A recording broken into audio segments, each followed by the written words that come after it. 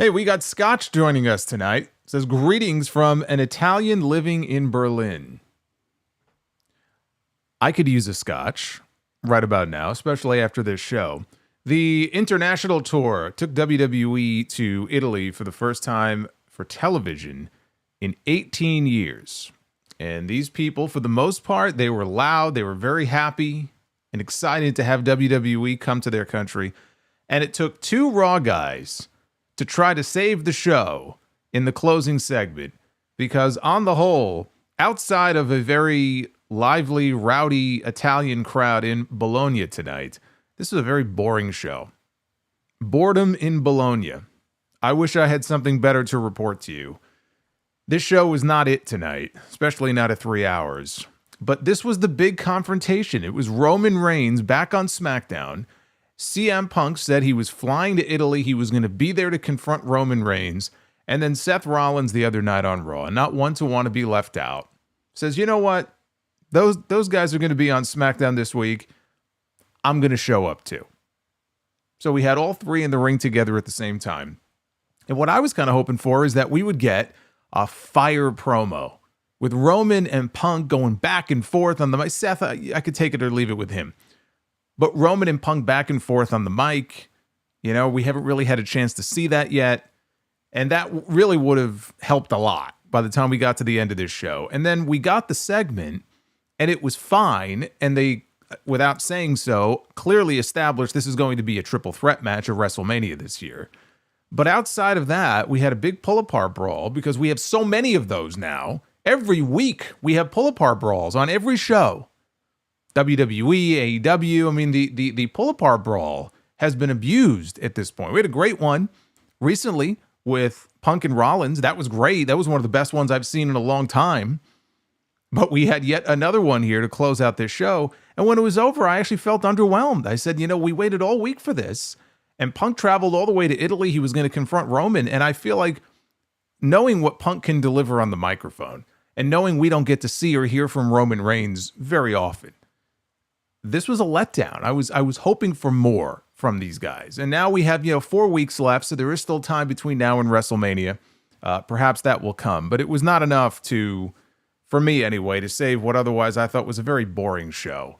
We had Randy Orton and Kevin Owens. They were on the show as well. Their match is now official for WrestleMania, so they're going to be going one-on-one. It's all about the punt kick. It's all being built around him kicking Owens' head in, caving his skull in with that kick. They set up a United States Championship match for LA Knight and Braun Strowman for next week's show. More tension between Jacob Fatu and Solo Sikoa as well. We'll talk about that situation. And Naomi got a dose of revenge on Jade Cargill for all the attacks that we've seen. Naomi has been laid out multiple times now on TV. She finally got a dose of revenge on this woman. And Jade Cargill tonight lost her very first singles match in her WWE run, thanks to interference from Naomi. I said this on Twitter earlier when the show was over, because it's the first thing that it made me think of. And I generally, I don't like making comparisons so much, WWE, AEW, when it comes show to show, because they're so different. But it's the first thing I thought of when the show was over. Last week's Dynamite was not a good show. This week was better. Last week's show was not good. I'm sorry. And people who felt otherwise, the critique or the reaction to what I said was, yeah, but they established some new directions coming out of Revolution, and they progressed stories. So, like, you could see where they're going with certain people, and they took baby steps, but they were at least furthering stories. And that's true. That is something that they did. You can't say they didn't do that on the show last week. But it doesn't change the fact that when the show was over, I didn't think it was all that exciting or fun. I thought it was a bad show. Both of those things can be true. You can have segments or matches on the show that will further stories and directions for pay-per-views, but when the show is over 2 hours later or 3 hours later, you could say, you know what, though? All that being said, I thought this show sucked.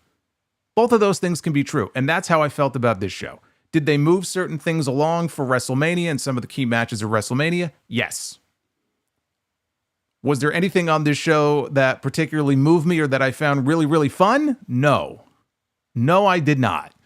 And we could wax all day long about the 3-hour format. That doesn't help the show at all. The 3-hour format is actively killing this show. It is killing this show. And we just have to tolerate it for however many more months, May, June, whenever it's going to be.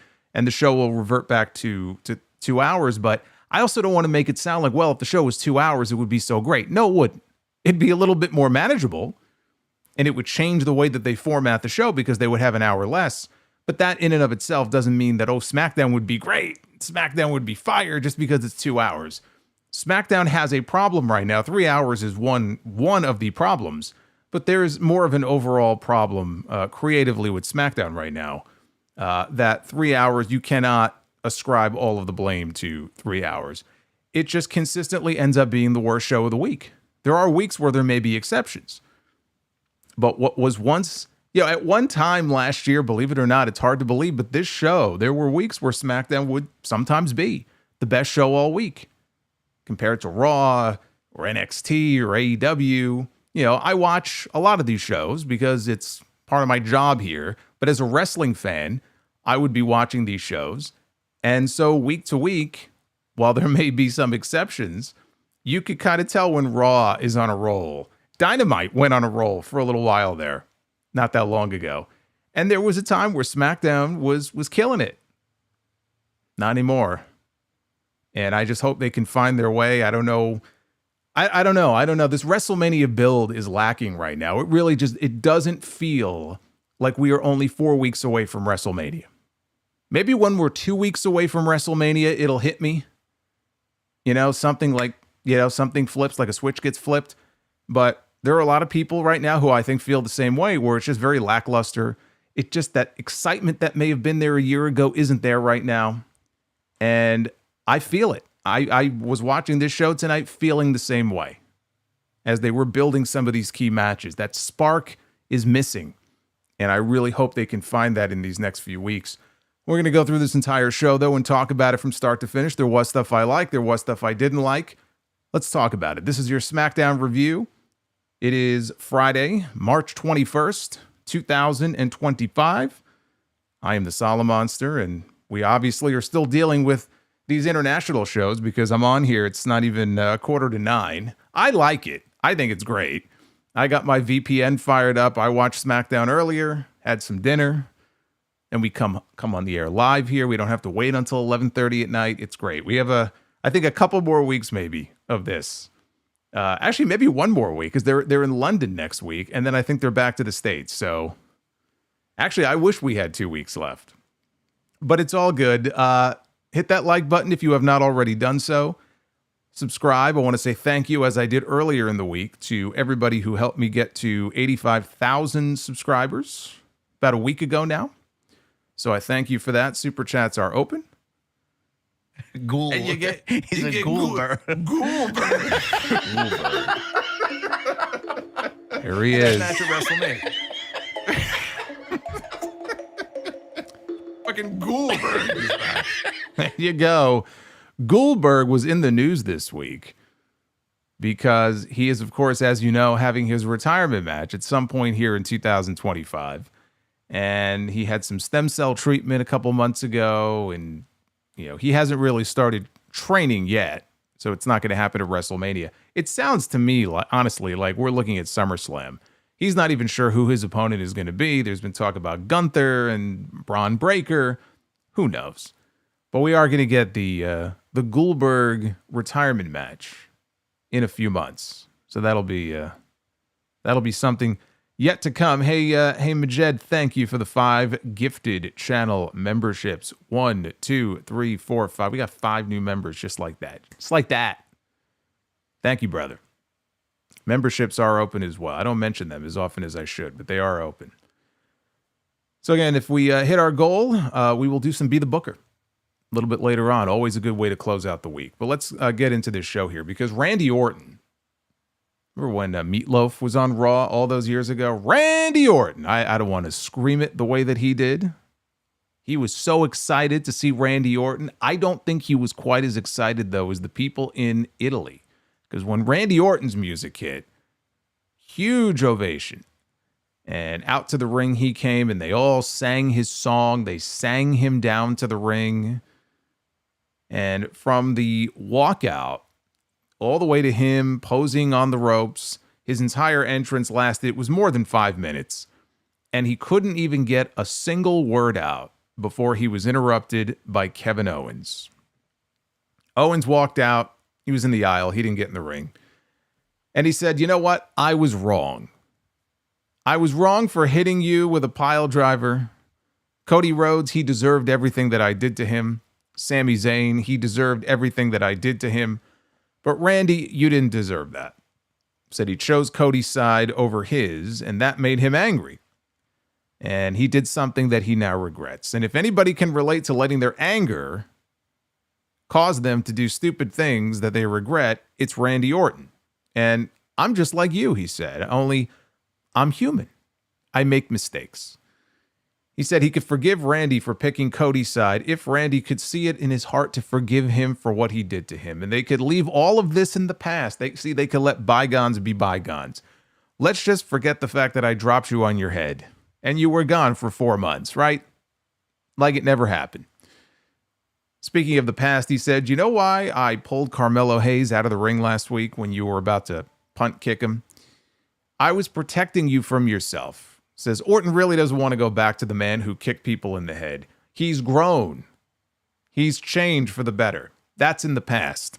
And what's in the future is WrestleMania. And he can't think of a better moment at WrestleMania than him and Randy Orton becoming the tag team champions. Oh, I could think of a few. Given the state of the tag team titles overall in this company, I could think of more than a few special moments that Randy Orton could have other than that at WrestleMania. But he goes, there was a point many months ago where the two of them were this close to winning the tag team titles, but they let stuff get between them. But at WrestleMania, let's go for the tag team titles. And the fans were chanting no, and he told them to, told all the fans, shut your stupid faces. So finally, Orton speaks. And he says, "What I should do right now is run down that aisle and beat your ass all over this damn arena. But what you said was intriguing." Says, "I've never heard Kevin Owens admit that he was wrong, so let me think about it for a second." And I don't even think he took a full second. He said, "Nah." He goes, "You know what? You could take that half-hearted apology and shove it up your ass."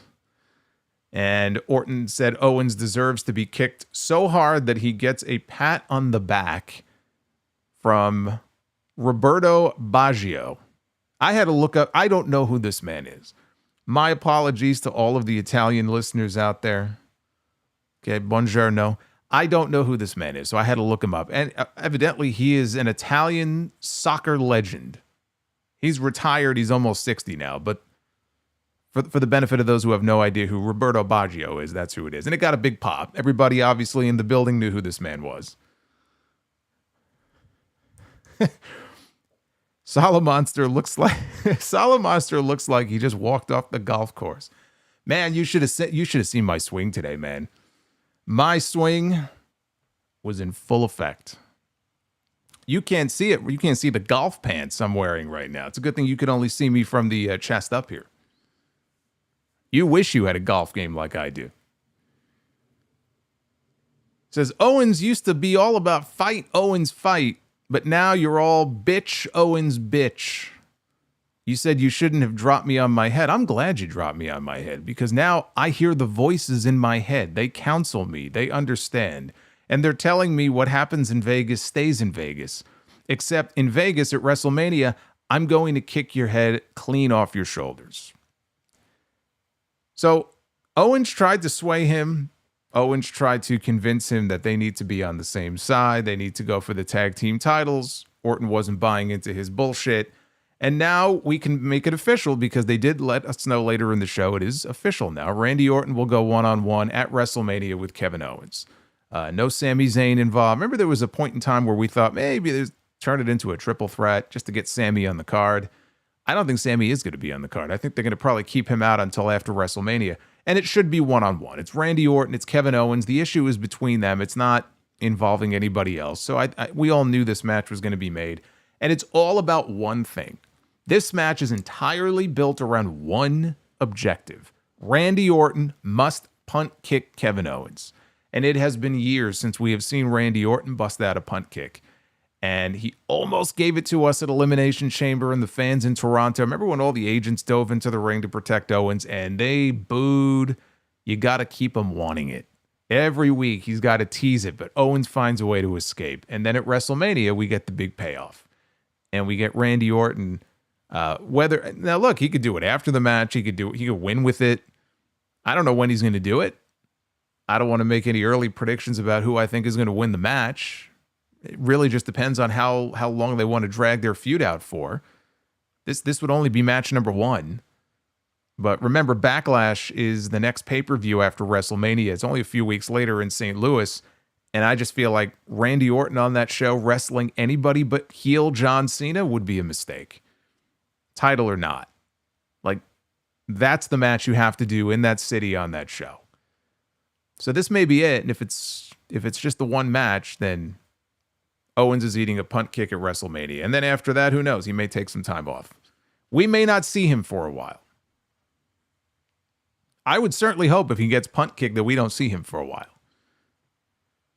So they replayed last week's show and Drew McIntyre, well, not the entire show.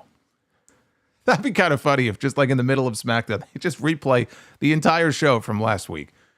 No, they replayed Drew McIntyre laying out Damian Priest, which led into a tag team match here with Damian Priest teaming with Jimmy Uso against Drew McIntyre and Shinsuke Nakamura. Boy, you know, all these people on Twitter last week who were telling me that Nakamura is leaving WWE. Nakamura, he's done.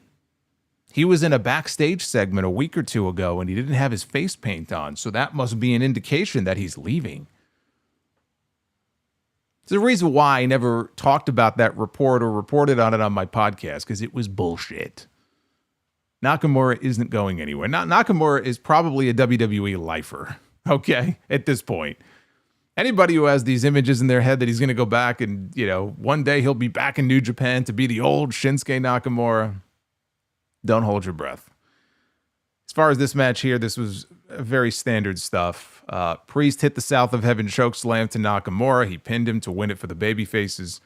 McIntyre attacked Priest when the match was over. He mounted him, said that he was going to come for Priest whenever he sees him. Priest reached up. He choked McIntyre, who broke free, and he continued to work him over.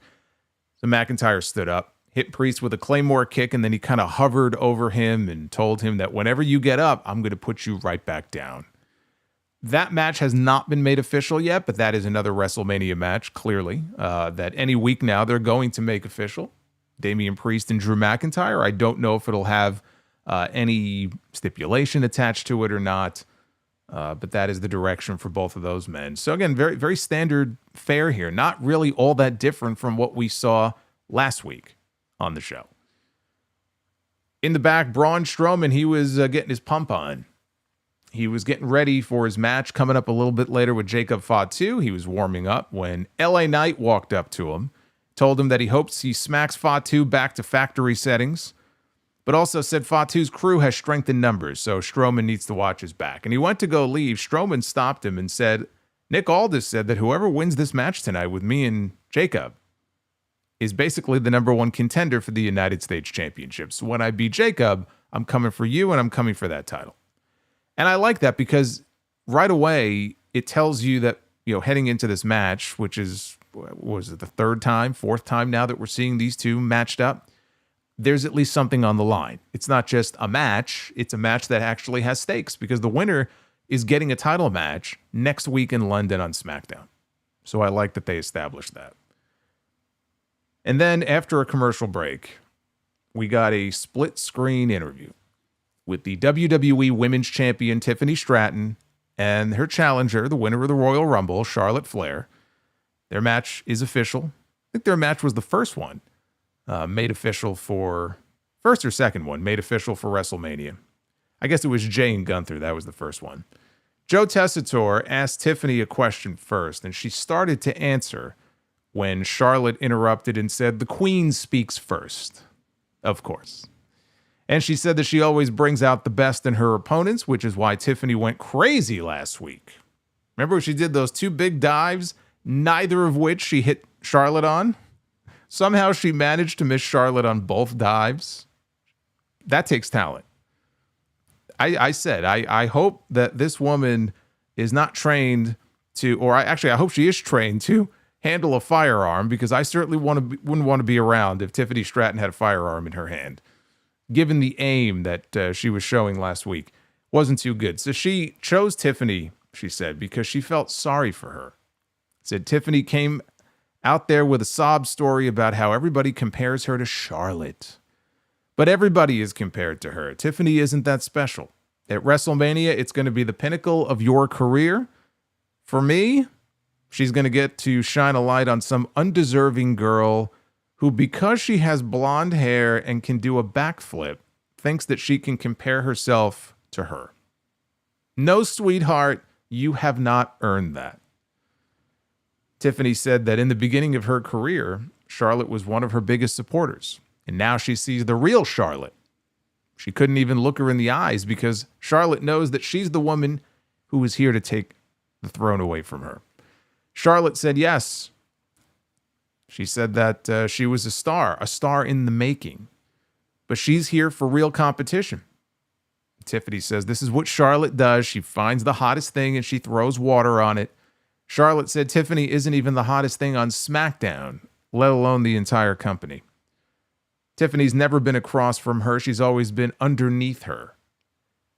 Tiffany said the only one struggling here is Charlotte to try to keep up with the fans that don't want her back. Charlotte said they're either wooing or booing. Take your pick. Tiffany says that she has her entire career to beat all of Charlotte's accolades.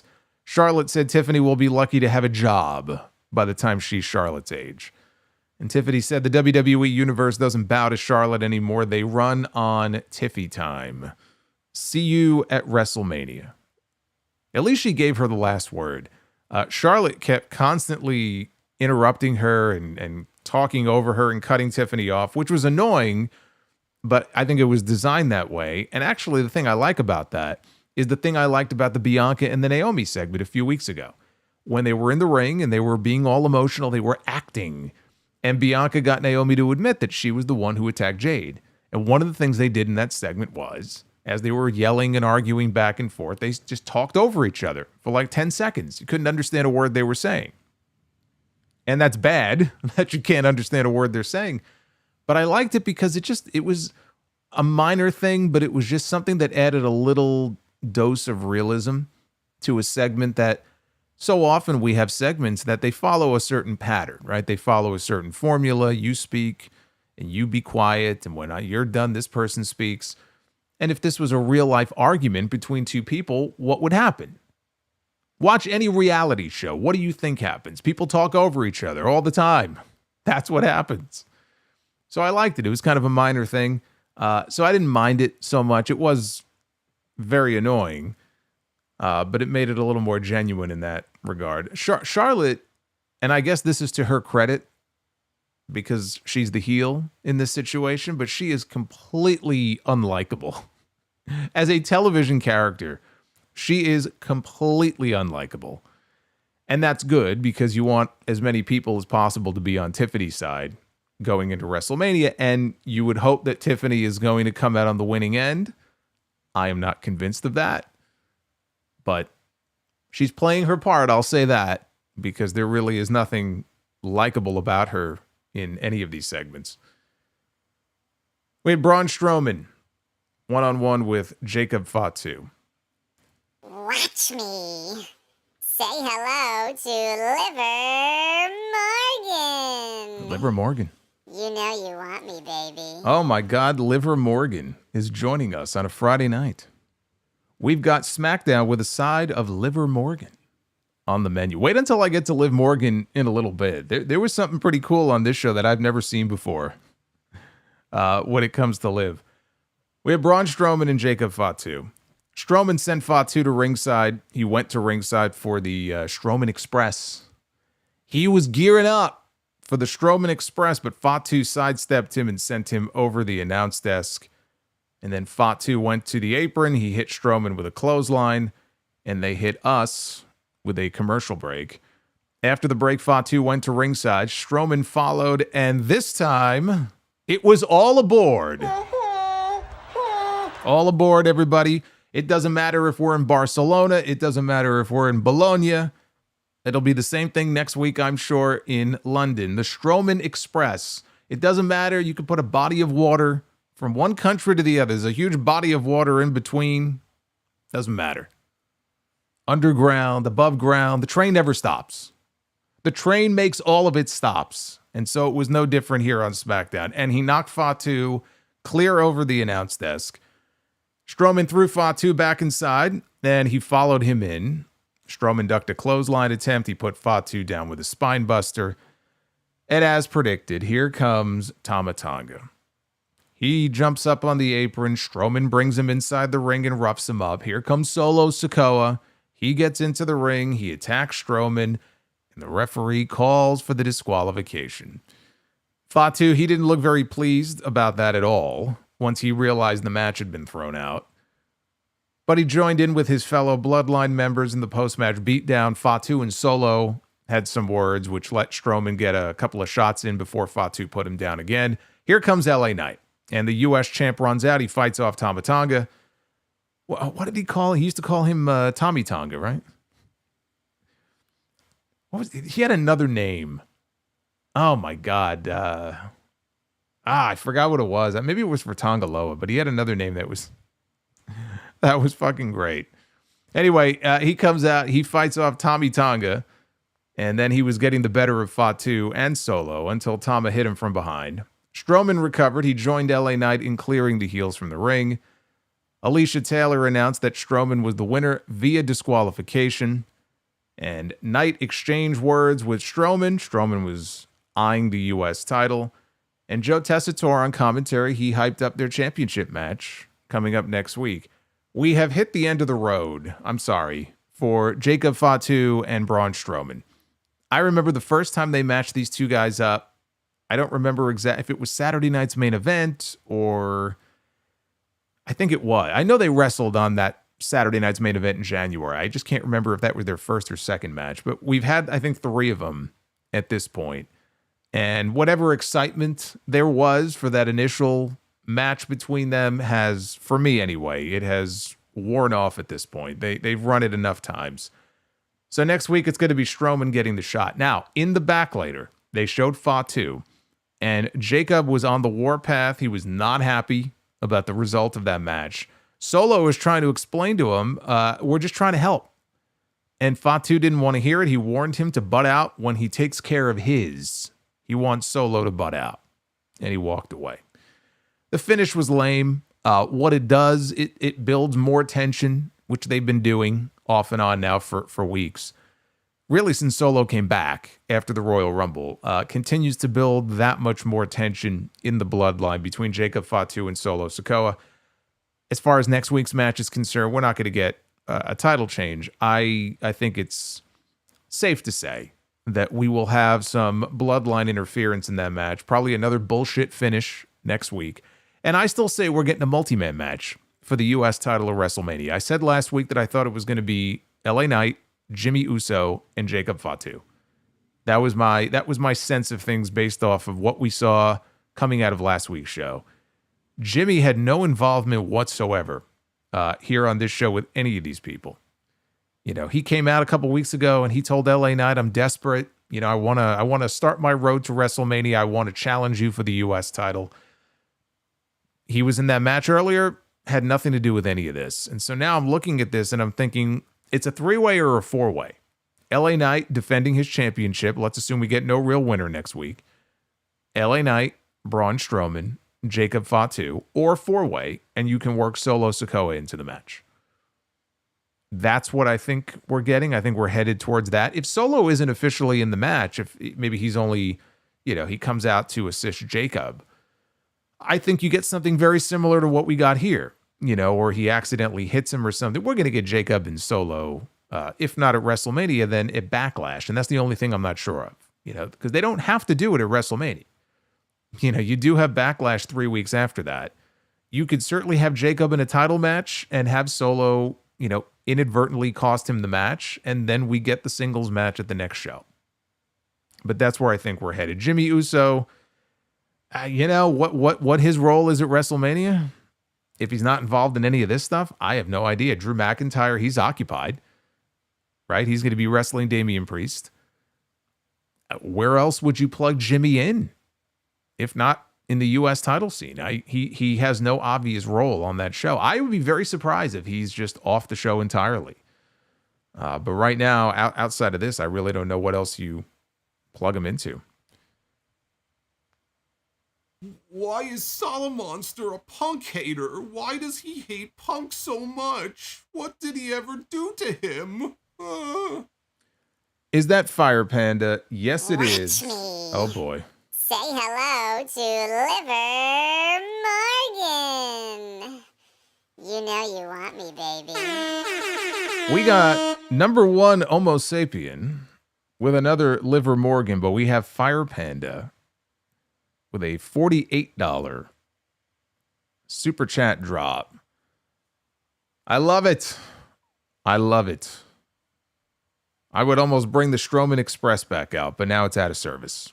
So we have to let them work on the repairs, and then we'll see it next time. But thank you both. I appreciate it. I'm going to be reading all of your messages here in a little bit when we get to the all the super chats. So don't go nowhere.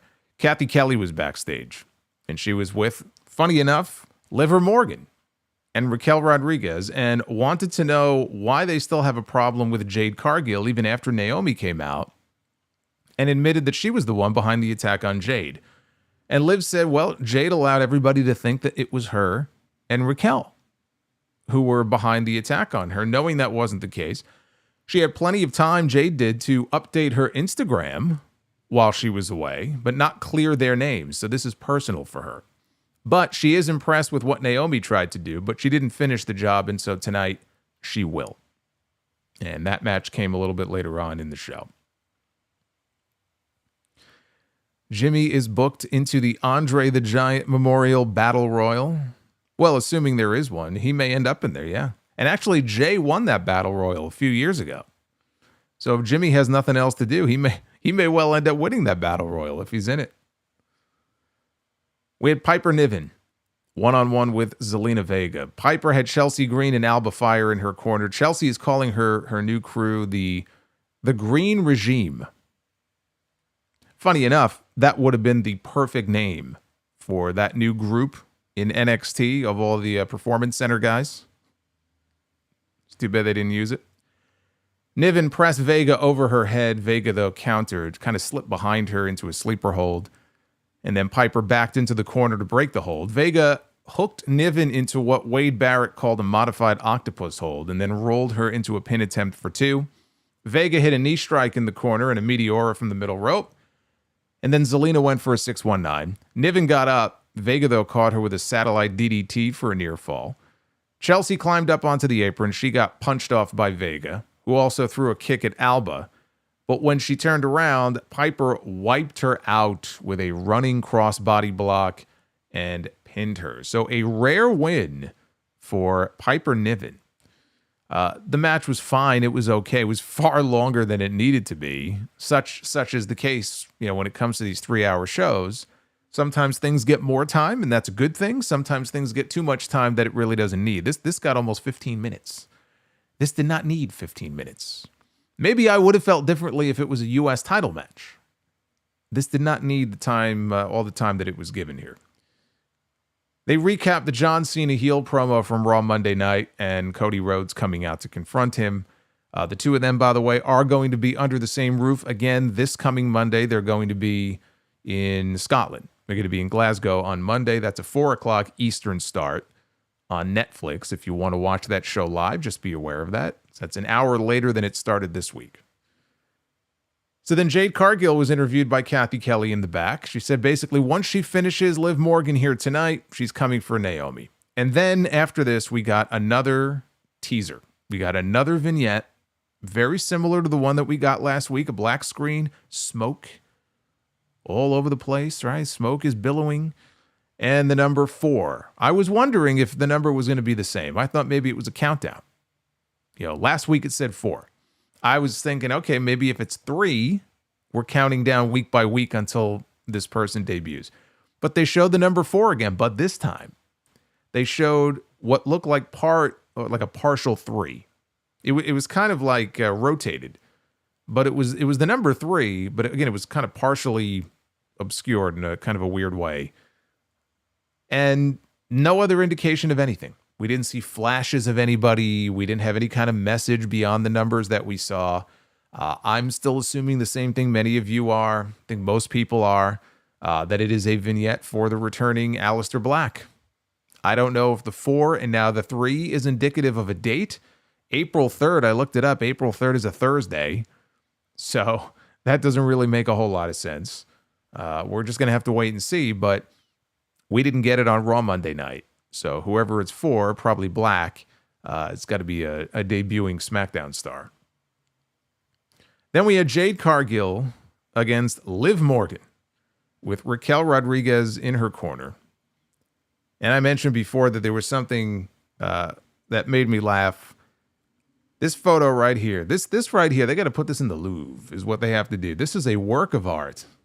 There was a fan who made the Mona Lisa into Liv Morgan. Now, I saw the video of the fan standing in line outside, and then they showed it in the crowd during Liv's entrance, and there it is. Look at that. Dom's going to put that up in his room. Dom's going to put that up on his ceiling above his bed. The Mona... What do we call this? The Mona Morgan? The Mona Leva? We have to come up with a name for this. Look at that thing. It's beautiful. This was Jade Cargill's first singles match since August 9th. In case you were wondering how much they trust her in the ring. This is why we've been reading all these reports for weeks and weeks now of her being seen at the PC. I felt like every other week, Mike Johnson over on PW Insider had an update about Jade Cargill was spotted working out at the PC or training or whatever at the PC. Yeah, I mean, again, if they trusted her enough, we wouldn't be looking at, 7 months or whatever it is, of her not having a singles match on TV. So this was a rare occurrence here.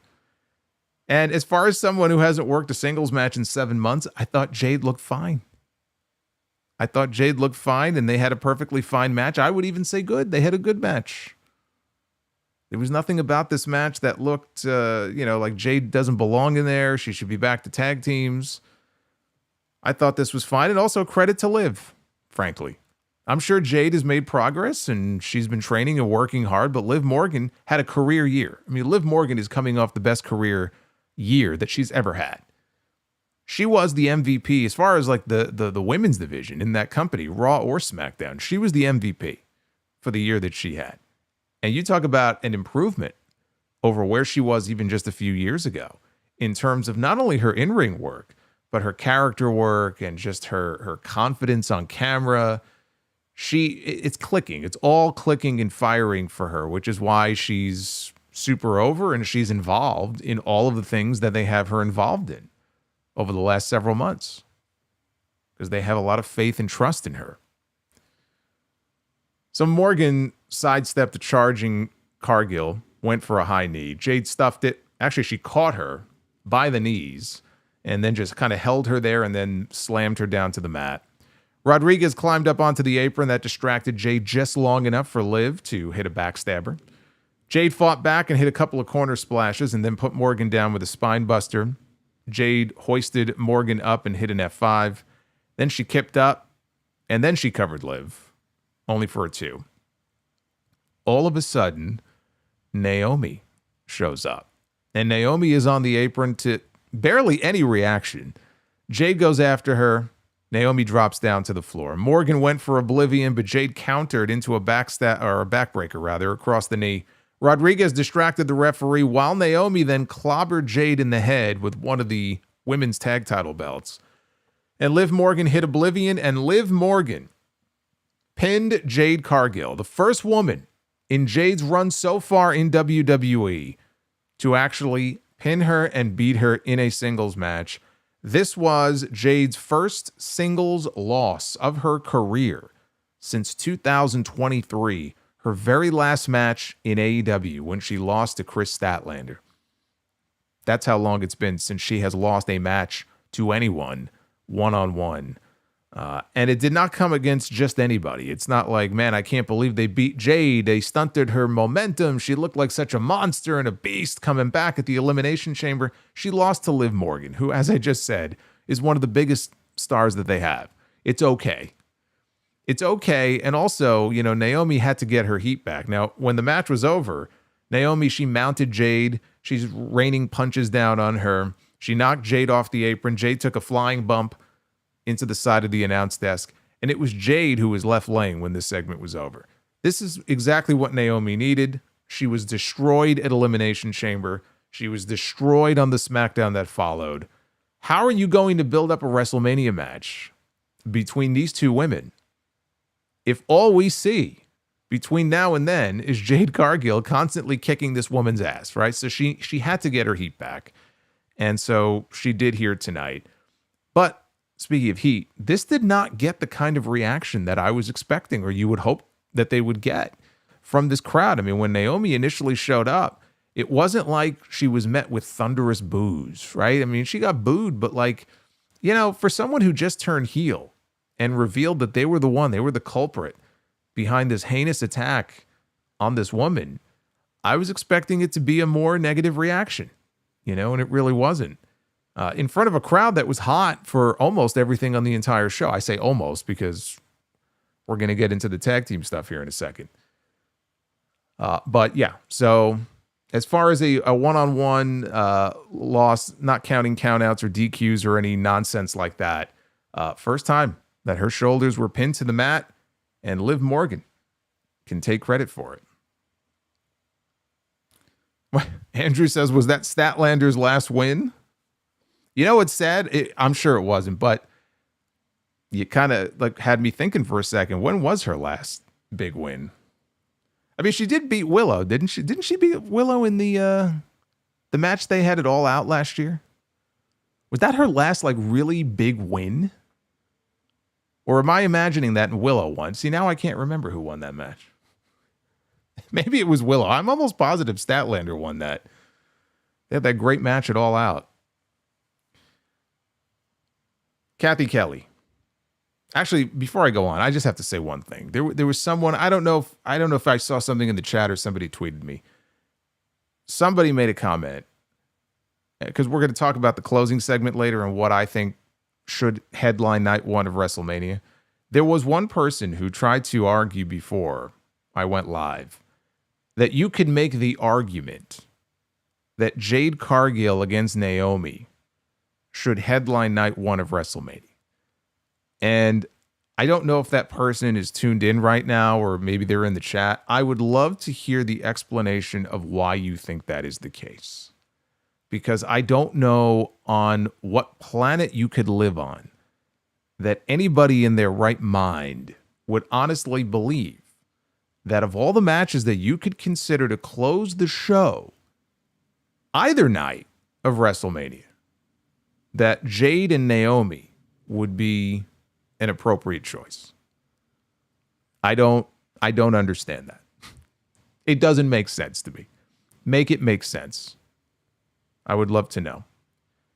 Kathy Kelly caught up with Drew McIntyre in the back as he was leaving. He said he didn't start things with Damian Priest, but he's going to end it. And McIntyre said that he would love someone to explain how he's wrong. He says people say that he cries, but he gives logic without holes in it. McIntyre wrapped up by saying that he would be in London next week. And he continued walking when he crossed paths with Seth Rollins, who was dressed like a blue oven mitt, by the way. Okay? I mean, whatever he was wearing the last time when CM Punk called him an oven mitt, which he absolutely looked like a red oven mitt, it looked like he was wearing the exact same thing, but in blue. So imagine you're Drew McIntyre and you're walking out of the building and a giant oven mitt is the mascot. The mascot for Hamburger Helper. That's what he looks like. Okay? If he was a white glove, okay, wearing what he was wearing, I would swear that he was the Hamburger Helper guy. That is what Seth Rollins is. So the two of them, they came face to face, and Rollins chuckled, and then he kept walking past him into the arena. So then Alicia Taylor, who was our ring announcer for the night, because Lillian Garcia, as of last week's show in Barcelona, is no longer ring announcing for SmackDown week to week. She is going to be exclusive to Saturday night's main event and doing some other projects for them, but she is no longer the SmackDown ring announcer. Alicia Taylor announced the arrival of the new WWE Tag Team Champions, the Street Profits. And, sometimes I will say, oh, they came out to crickets, or, during this match. Watch me say hello to Liv Morgan. You know you want me, baby. Man, she is really getting around tonight, isn't she? Liv Morgan is making the rounds. It's the third time we've seen her here on this show. What I was going to say is, sometimes I'll make a comment, oh, they came out to crickets, or the women are wrestling, and you could hear the air conditioner vents, which actually, that has literally happened before. I'm not exaggerating when I say that she announced the Street Profits, the new tag team champions, right? Here they come. And before their music even hit, but she made the announcement. Nothing. No reaction. If you were measuring reactions on a scale of 0 to 10, this was a 0. There was practically no noise. I thought maybe her mic was not amplifying to the entire building. It was shocking how little reaction there was to the announcement of them coming out and them being the new tag team champions. Shocking. And then they played their new music, which really isn't new per se. It's the same music. I'm pretty sure it's the same music they were coming out with when they were with Bobby Lashley for those 3 weeks or whatever it was. So it's not new music per se, but it replaces the traditional Street Profits theme, which thank God, because it was so played out and it was time for a change. So I'm not going to comment on whether or not I think it's great or not. I don't think it's great, but it needed to be changed, and so they changed it. So they get into the ring, and thankfully for them, at least when they got into the ring, the fans here in Bologna, they gave them a "You Deserve It" chant. So they did show some enthusiasm finally once they actually hit the ring, showed some life for these two. Montez Ford said that they were tag team champions now for the first time in 4 years. Dawkins said that it was about damn time, and he said that winning the titles made it all worth it, even though doubt was creeping in and they were questioning each other. Ford said that he wanted to be serious for a moment. He said he learned that he can always count on his brother through all the highs and lows. And they hugged, and then Legado del Fantasma walked out. We had Santos Escobar, we had Angel, we had Berto. Here they come. Escobar said Los Garza is ready to take the titles from the Street Profits. That's pretty much all he said. Here comes Pretty Deadly. Kit Wilson said Escobar could run his mouth, but they earned the right to call themselves the number one contenders, which they did. They literally won a match to become number one contenders. Remember what they said on commentary. Eventually. When are they going to get their shot? Eventually. So Elton Prince said Legado should step aside. Escobar said that they will not step aside. And he gave the Profits a chance to apologize for assuming that they were the ones behind the attack backstage all those many months ago that put them out of action. And they didn't. So things were personal between them. Escobar yelled at Pretty Deadly to stay out of it. Ford said that Pretty Hefty already has their tag team title shot, and he proposed having a fight right here tonight against Los Garza. Pretty Deadly, they started making their way back towards the stage, and a referee ran past them to the ring for the very next match, which was non-title, the Street Profits against Los Garza. Before that, though, we got another vignette for the pending debut of Rey Fenix. And it was even more obvious this time. We got a clearer view this time of the silhouette and parts of his body and the tattoos and the gear. It's Rey Fenix. And we already knew this last week, but now we know for sure. It's Rey Fenix. But again, no message, no indication of what brand he's going to be on, how many weeks before we see him. It was otherwise the same basic vignette. The fact that this did not air during Raw Monday night tells me that he's probably SmackDown bound. And I feel the same way about Alistair, if that is who the other vignette is for. Because if it was more open-ended, it would have aired on Monday. And we didn't get either one of these airing on Monday. So it looks like both of them are going to be SmackDown bound, but Rey Fenix for sure. Looks like he's headed to SmackDown. And if they're serious about giving him a singles run on his own, I like that. I like the fact that they're keeping him and Penta separate for now. I don't think they should be on the same show unless they're going to be teaming together. So the match was joined in progress coming out of the commercial break. Ford got isolated until Dawkins took a hot tag. He worked over both heels. Referee got caught up with Angel when Dawkins was running the ropes. Escobar held the top rope down. That sent Dawkins to the floor. Berto hit Dawkins with a suicide dive, and that took us into a second break. So Dawkins put Berto down with a flapjack. He made a hot tag. Montez worked over Berto and used a spine buster for a 2. Montez Ford goes up top. Angel goes to the apron and is holding his foot. Berto hits Ford, and then they join Angel, or he joins Angel with Montez on the ropes. And Los Garza, they went for their double gorilla press slam from the ropes, where the two of them are standing on, I think it's the middle rope, maybe it's the top rope, but I think it's the middle rope. And they press their opponent overhead, and they hold them there for 5 seconds. And then they press them all the way down to the mat. They did that spot here with Montez Ford, but Ford flips over, and he lands on his feet. And that got the crowd alive. So if the crowd wasn't into this match before, they were definitely into it now. And the way they sold this was perfect, because Ford lands on his feet, and he's got this real serious look on his face, and he's looking straight ahead. And everybody in the crowd is on their feet, and they break into a yes chant. We get that wide camera shot. Everybody is doing a yes chant. Angel and Berto, I mean, credit to them. They're still on the ropes, and they sold it so perfectly. They had this look on their face of just sheer disbelief as Ford very, very slowly began to turn to look at them. So I just thought the way they pulled this off was great. Got a great reaction. Ford knocked Angel down. Then he superplexed Berto, only for 2. Both wrestlers tagged out. Dawkins hit Sky High on Angel. Then he backdropped a charging Berto out to the floor. Escobar climbed onto the apron. He got punched back to the floor by Angelo, who then hit a flip dive that overshot all the heels.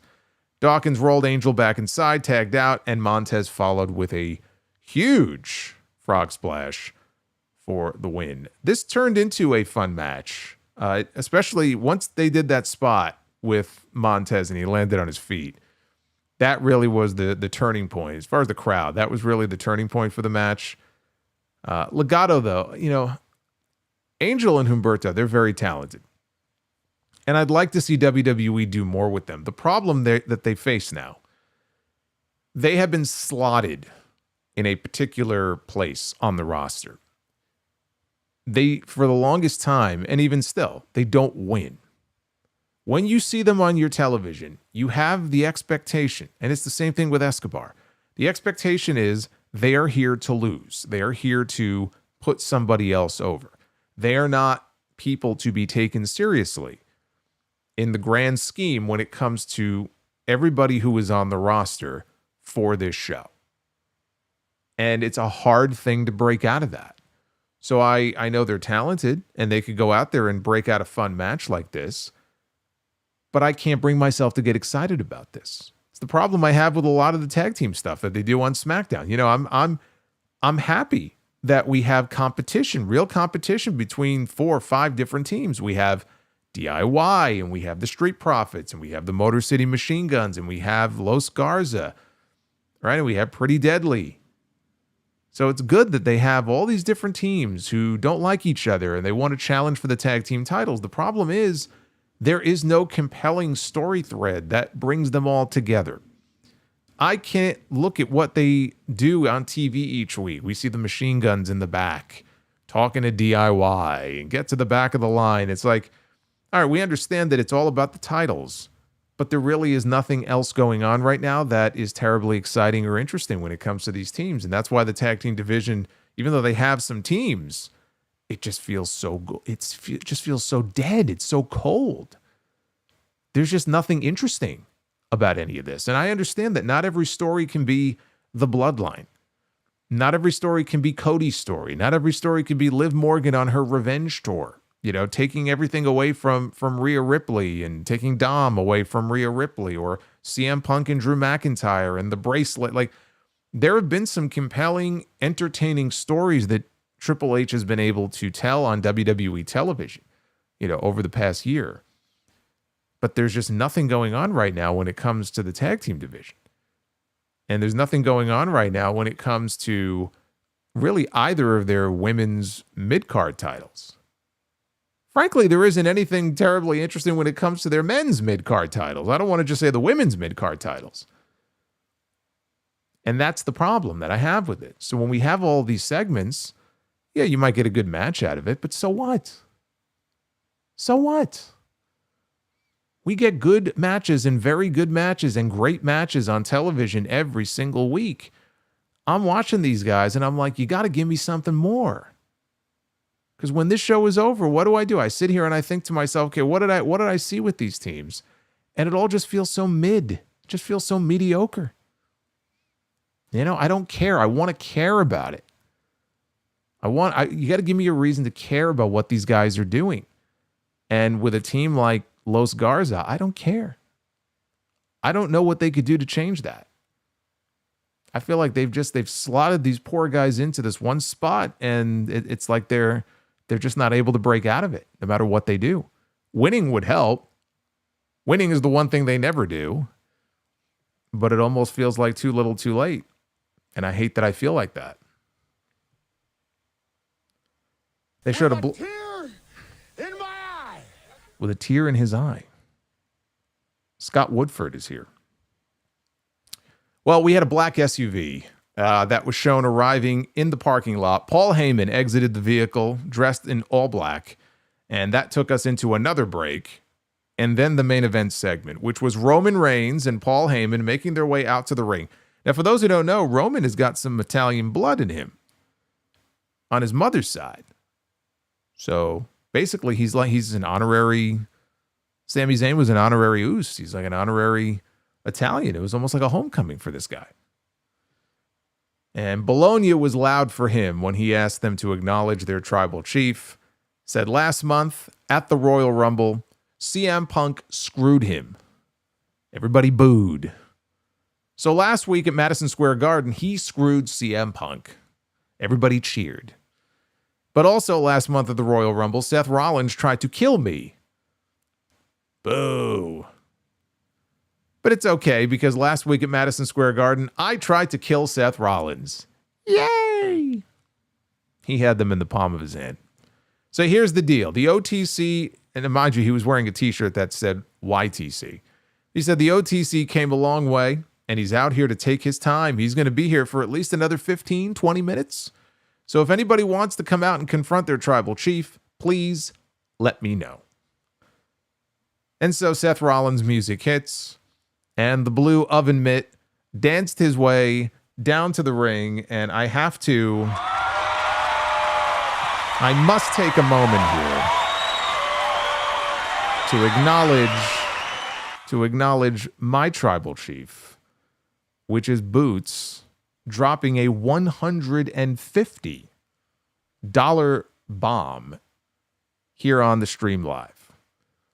Boots to asses here on this stream. Thank you, Boots. Boots moves right to the top of the leaderboard here. I don't have a leaderboard in front of me, but if I did, Boots would be in the top spot right now. Thank you, brother. I spotted that out of the corner of my eye. I had to acknowledge it. So here comes Seth Rollins, and the blue oven mitt dances his way down to the ring. They all sang his stupid song. Rollins said that Roman Reigns doesn't understand how dangerous CM Punk is to the future of this industry and to the future of this company. He should have let him finish Punk in their cage match in Madison Square Garden when he had the chance, but he gets it. It's not about Punk. It's never been about Punk. It's about you and me. We came into this company. There is no you without me. There is no me without you. See, this was a missed opportunity. He should have stood there and said, you complete me. He didn't say it, though. But he said, You and me, we can't coexist in the same space at the same time. This story of Roman and Seth has a lot of pages written, and I think it's about time that we added another chapter.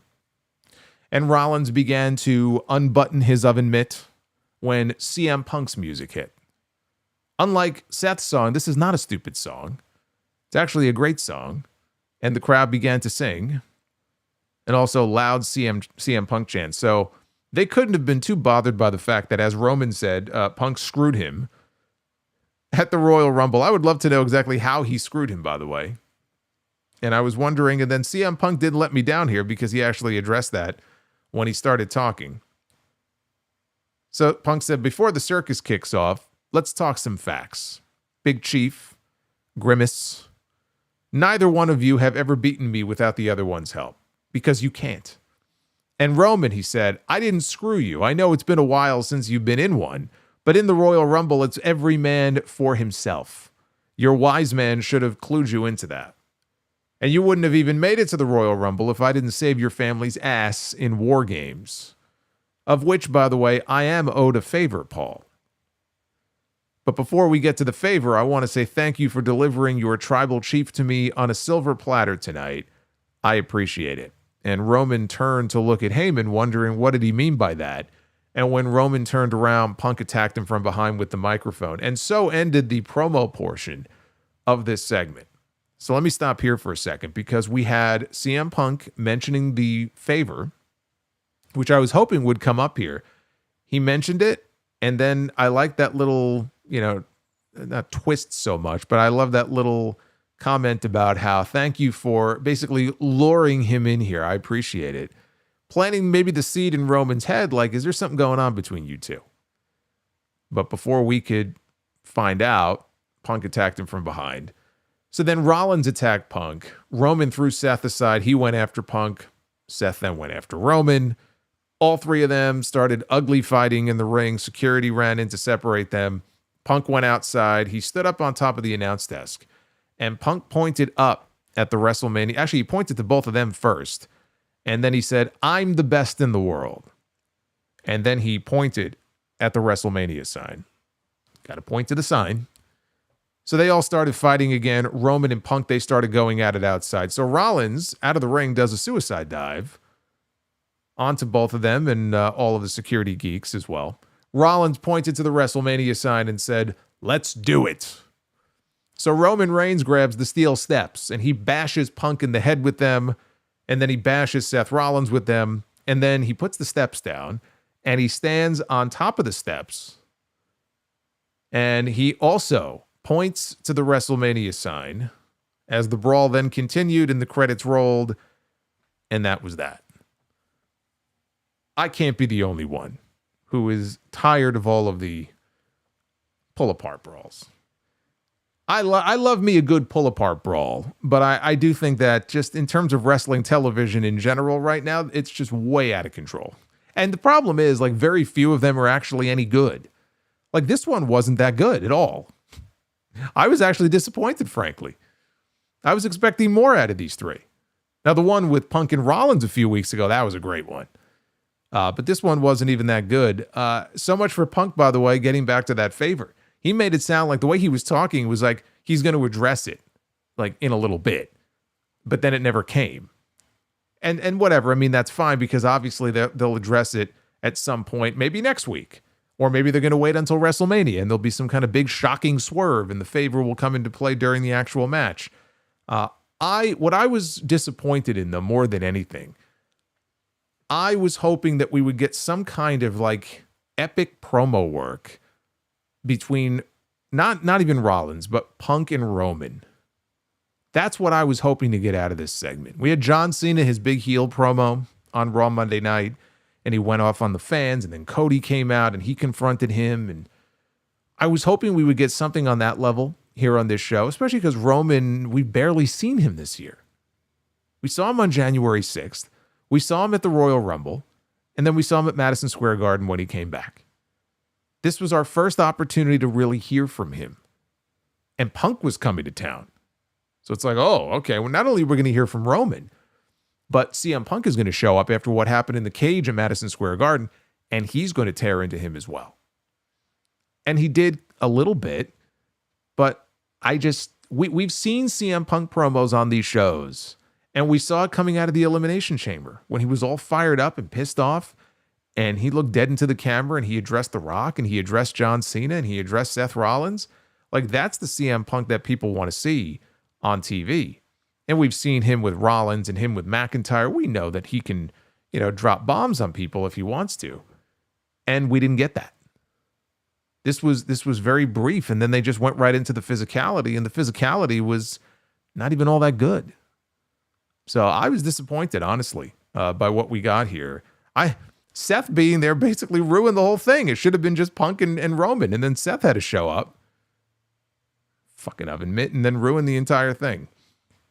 But now we know that these three, as if we didn't know before, now we know that these three are going to be having a triple threat match of WrestleMania. They all pointed to the sign.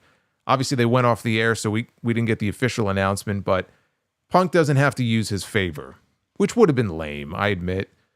Use his favor to get worked into a match that was already announced, let's say, with Roman and Seth. Like, they all want each other. They all want to beat the hell out of each other. Just make the match. And let the favor come in later on. Let the favor come in during the match. If they have some big plan for what this favor is, they don't have to tell us what it is in advance of WrestleMania. They could wait until Mania. It could factor into the finish of the match, for all we know. But when the show is over, again, if it wasn't for that crowd, that Italian crowd, and kudos to them. I mean, they were singing and chanting, and they were having a great time. And I'm sure it was super fun to be there live, especially if you're someone who you're never able to watch a live Raw or SmackDown in person. So, of course, when they come to your country, they come to your city, it's fun. Watching on TV, there was a sameness to a lot of the things they did on this show relative to last week's show. And there was some good stuff on this show. But when the show was over, I was mostly bored. I was mostly bored by this show. And the shows that I saw this week, including Raw, NXT, and Dynamite, I mean, I didn't see Evolve yet. I've been trying to keep up with that. SmackDown, easily the worst. Again, easily the worst show of the week. So I don't know if we're supposed to be blaming anybody else, or Road Dogg's been on the job now for a few weeks. So I think he gets part of the blame too. Not Triple H gets his share of the blame, and now Road Dogg, we know he's the co-lead writer on this show. This is the hype. This is the build for WrestleMania that we have. We're a month out. And it's very underwhelming right now. There's just a certain excitement that isn't there. And I keep hoping it's going to be there. And I was very excited to see the John Cena promo on Monday. I'm excited to see what they do this Monday. He's going to be back on the show. Cody's going to be on the show. Let's see what happens. I'm looking forward to that. But there's something missing right now on this road to WrestleMania. And at least on the SmackDown side of things, there's just the spark that just is not there at all. Now the question turns to WrestleMania Night 1. We don't know what matches are going to be on what night, other than John Cena and Cody Rhodes clearly are going to close out Night 2. I mean, it's safe to say. Roman Reigns, CM Punk, and Seth Rollins very likely going to be on the other night, which means Night 1. What do you close Night 1 with? There is an argument to be made for the Women's World Championship. Rhea Ripley, Bianca Belair, and Io Sky. Although right now Rhea is not in the match. But let's assume that Rhea gets added. Okay, and we get a triple threat. There is an argument to be made that match should close the show. Because you have in Rhea Ripley one of the biggest, I'm not even going to say female stars, one of the biggest stars, period, in the entire company. And she is challenging, let's assume, for the Women's World Championship. She's in the ring with Bianca Belair, also pretty big star, I would say, in that company, and Io Sky. And we know the three of them are going to go out there and have a great fucking match. On top of everything else, we know they're going to go out there and have a great fucking match. And the title is on the line. It's one of their, top titles in the company. Do you close with that match? Do you close with this match? Do you close with Jey Uso and Gunther if they go on in Night 1? Because that's for the World Heavyweight Championship. Jey Uso won the Royal Rumble. theoretically, he should be able to headline or say that he's main eventing WrestleMania. Jey Uso and Gunther right now, you talk about underwhelming. You talk about missing something. They have hit a fucking wall when it comes to that match on the Raw side. And they got to shape that thing up real fast. Gunther has to go out there and fucking murder Jimmy Uso next week. They got to take this thing to the next level. Because right now, if you ask me, should Gunther and Jay close the show on night one? Absolutely not. Absolutely not. I'm hoping they could turn things around on that front. I'm looking at this match or the women's match. One of those two matches should be closing night one. My vote goes with Roman, Punk, and Rollins. They're all bigger stars than most of the women who would be in that match. Yes, Roman Reigns, right? Huge name. CM Punk, goes without saying, huge name. Seth Rollins, one of the bigger names in the company. But I'm going to use the same argument I used for why I thought it was the right move for the Usos, Sami Zayn, and Kevin Owens to headline night one a few years ago. It's about story. It's not just about the match or is there a title on the line? Is there not a title on the line? If you look at the three men that are going to be in this triple threat match, they're all intertwined in some way. They all have history with each other. Like a bitter history. We know the history between Roman and Seth. We know the history between Punk and Rollins. Punk and Roman don't have much of a history. And that's also, and it happens to be one of the bigger matches they could do, is Roman against Punk, one-on-one, not in a triple threat. But you put all three of those guys together, you're drawing on years of history, years of story involving these men. And that's what kind of grabs me as a viewer. And the story of Heyman and this favor. And might that come into things? And we don't know what they have planned. There could be some big twist ending plan for this match, tied into the favor. Rhea, Bianca, and Io was basically just slapped together. Basically. And Bianca won the Elimination Chamber, which entitles her to a championship match. Io, I love Io to death. I think she's fantastic. She's one of the best female performers in the entire company and in the entire world. And Rhea Ripley is more over than almost anybody out there. And Rhea can go too. But the story and the history there, it doesn't match what we have with Roman, Rollins, and Punk.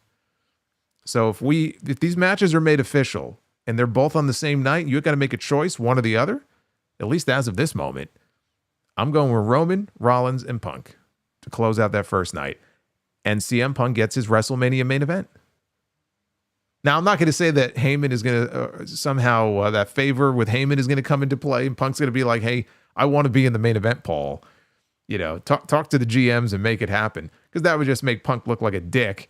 If he took the main event away from Jey Uso or he took the main event away from the women. So I don't think that's what the favor is going to be. But I do think Punk may get his first WrestleMania main event this year after all. Even though there won't be any championships on the line. But it always comes down to the story and the history involving the people in the match. That's how I look at it. Because there were a lot of people who thought that they should not have gone on for the tag team titles 2 years ago. That should not have headlined night one. It should have gone to Charlotte and Rhea. That was a big bone of contention for a lot of people. I know Ric Flair bitched about it, but there were a lot of people who complained about that. And you could have made an argument there. There was history with Charlotte and Rhea. They went on to have a better match even than Owens and Sammy against the Usos was. But in this case, I got to go with this one. I got to go with this triple threat. Let's take a look at the Twitter poll. See what you guys thought of this SmackDown. Eric says Charlotte versus Tiffany will be the night one main event. No. I don't think so.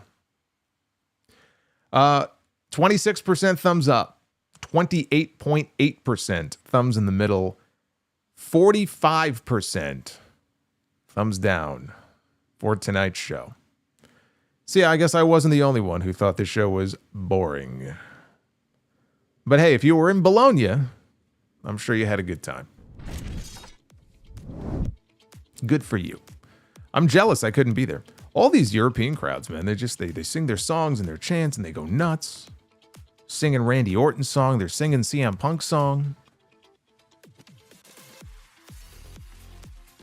It's not the same here, watching with all the commercials and all the bullshit that we get in between. They're doing another European tour, by the way, in the summer. So they're going to be hitting a lot of different places in England in the lead up to Clash in Paris at the end of August. So it's a good thing, by the way, if you've got your VPN, you better keep it handy. And if not, pinned in the live chat right now is a link for you to use for ExpressVPN. Take advantage of that. They're up to 4 months free when you sign up for a membership. I don't know how long that's going to last. Before it was 3, now it's 4. It might go back down soon. I don't know. So make sure you take advantage of that. I'm so happy I'm able to watch these shows earlier. All right, let's scroll back to the early messages here. And Gabriel Boss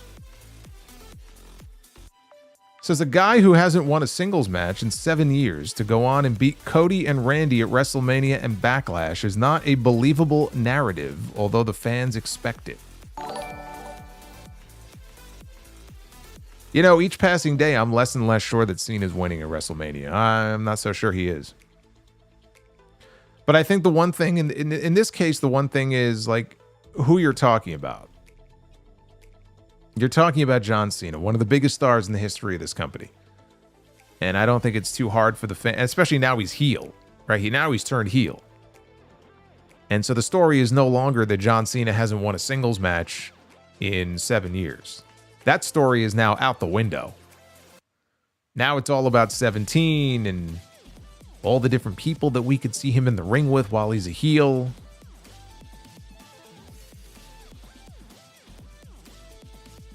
We got Nick watching SmackDown, and it just hit me how lame a lot of Triple H stories are. They start off hot like Cena turning or the Wyatt 6 debut or New Day turning, and then they follow it up with the lamest. Oh my God. That scared the fucking shit out of me.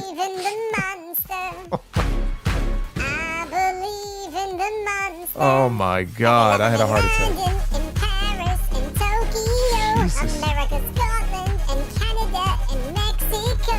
They say, I believe in the monster. Oh my God. I believe in the monster. You know, Boots, you almost killed me, brother. You almost gave me a heart attack. I was not expecting that. I forgot that yours was still waiting in queue. I just had a jump scare. Live on the air. Ugh. I do believe in the monster, though. I do believe. What the hell was I talking about now? You gave me a jolt. Oh, right, Nick. So, you know what? You're not wrong.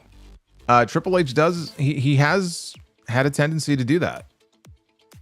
You know, there'll be some kind of big angle or a big turn or something, and then there's like, and I understand, you know, telling the long game with some stories and taking your time to tell certain stories and not hot-shotting everything. I'm not saying everything should be hot-shotted. Give the fans what they want on day one. But you got to admit, I mean, there have been quite a few examples of things where something will happen and you're waiting to see what the follow-up is, and then it's like it never comes or it takes 6 months. And sometimes these things burn out. So you're not wrong. I mean, with the Wyatt 6, I think Bo Dallas got hurt, and that probably fucked up whatever plans they had, but there are definitely examples of that. Andre says, attending AEW Collision next week. Pray for me. I will be thinking about you, my friend.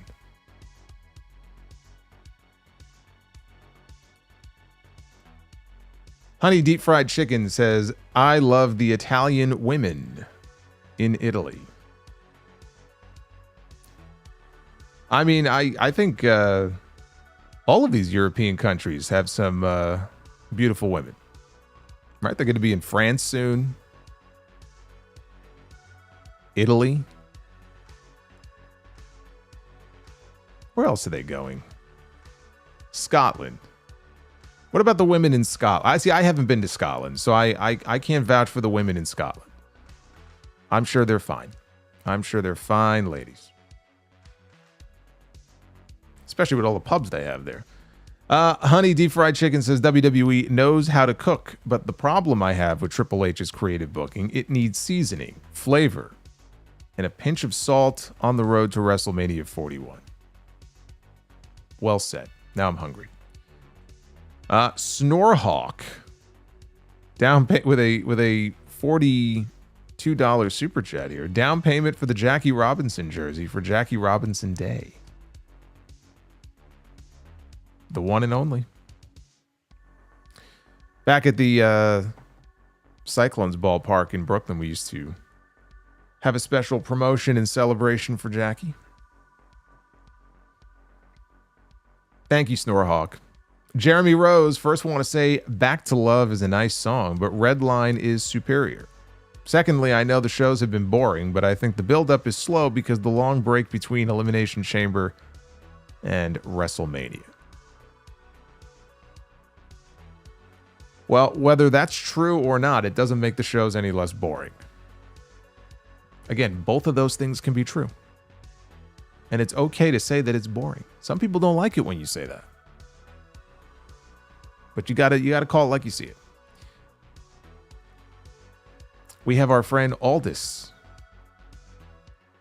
I'm just gonna call you Aldous. Aldous is here. Solomonster, you kind of look like Alex Shelley. Great.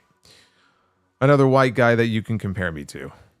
I've lost track of all the different white guys and I'm compared to on a regular basis. Jeremy Rose, I think the Punk Roman Seth match likely will be the best match of the weekend. However, how do you see this match ending? With a clean pin or fuckery? I am assuming Seth jobs again. Are you really? Because, I mean, it's early yet, but I actually think that there's a very good chance that Seth is going to steal the win. I almost think like Punk and Roman are going to cancel each other out and Seth is going to pull out the victory, but a lot of it depends on the favor and if there is any fuckery at the end. Is there some kind of big swerve or turn or something that we don't see coming? But just objectively, I almost feel like, first of all, it would be insane to not still do Roman and Punk one-on-one at some point. And Seth, honestly, you know, last year he did the honors for McIntyre. He did it for Cody. I guess in between, though, he beat Logan Paul at 39. But, you know, he's been the stand-up company guy for so long, and I think he sometimes gets lost in the conversation that I could see them, you know, giving him the big win here in this match. Everybody is expecting Roman or Punk, and then Seth pulls it out.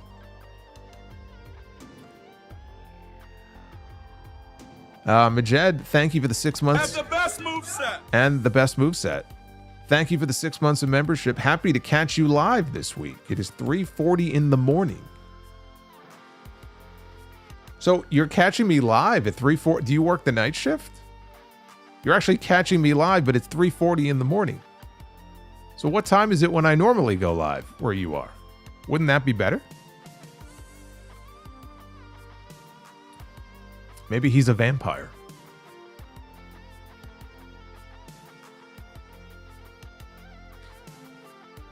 We have, again, Majed with the 5 gifted memberships. We have Fuck JBL, Fuck The Miz, Fuck Alberto Del Rio with a $2 super chat. Wow. Solomonster, you look like Chris Sabin.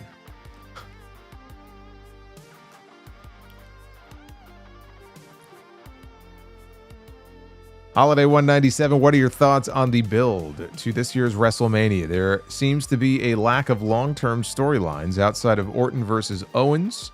Underwhelmed. Gunther versus Jay feels like an afterthought. That's because it is an afterthought. As far as my thoughts on the WrestleMania build, I think I just made that very clear.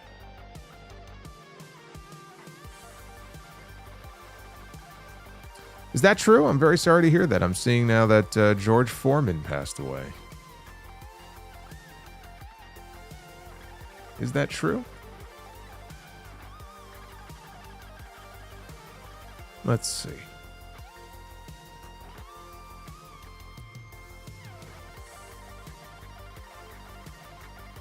Yeah, unfortunately.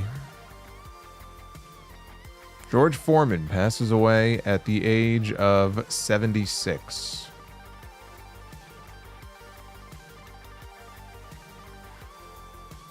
No, I'm sorry to hear that.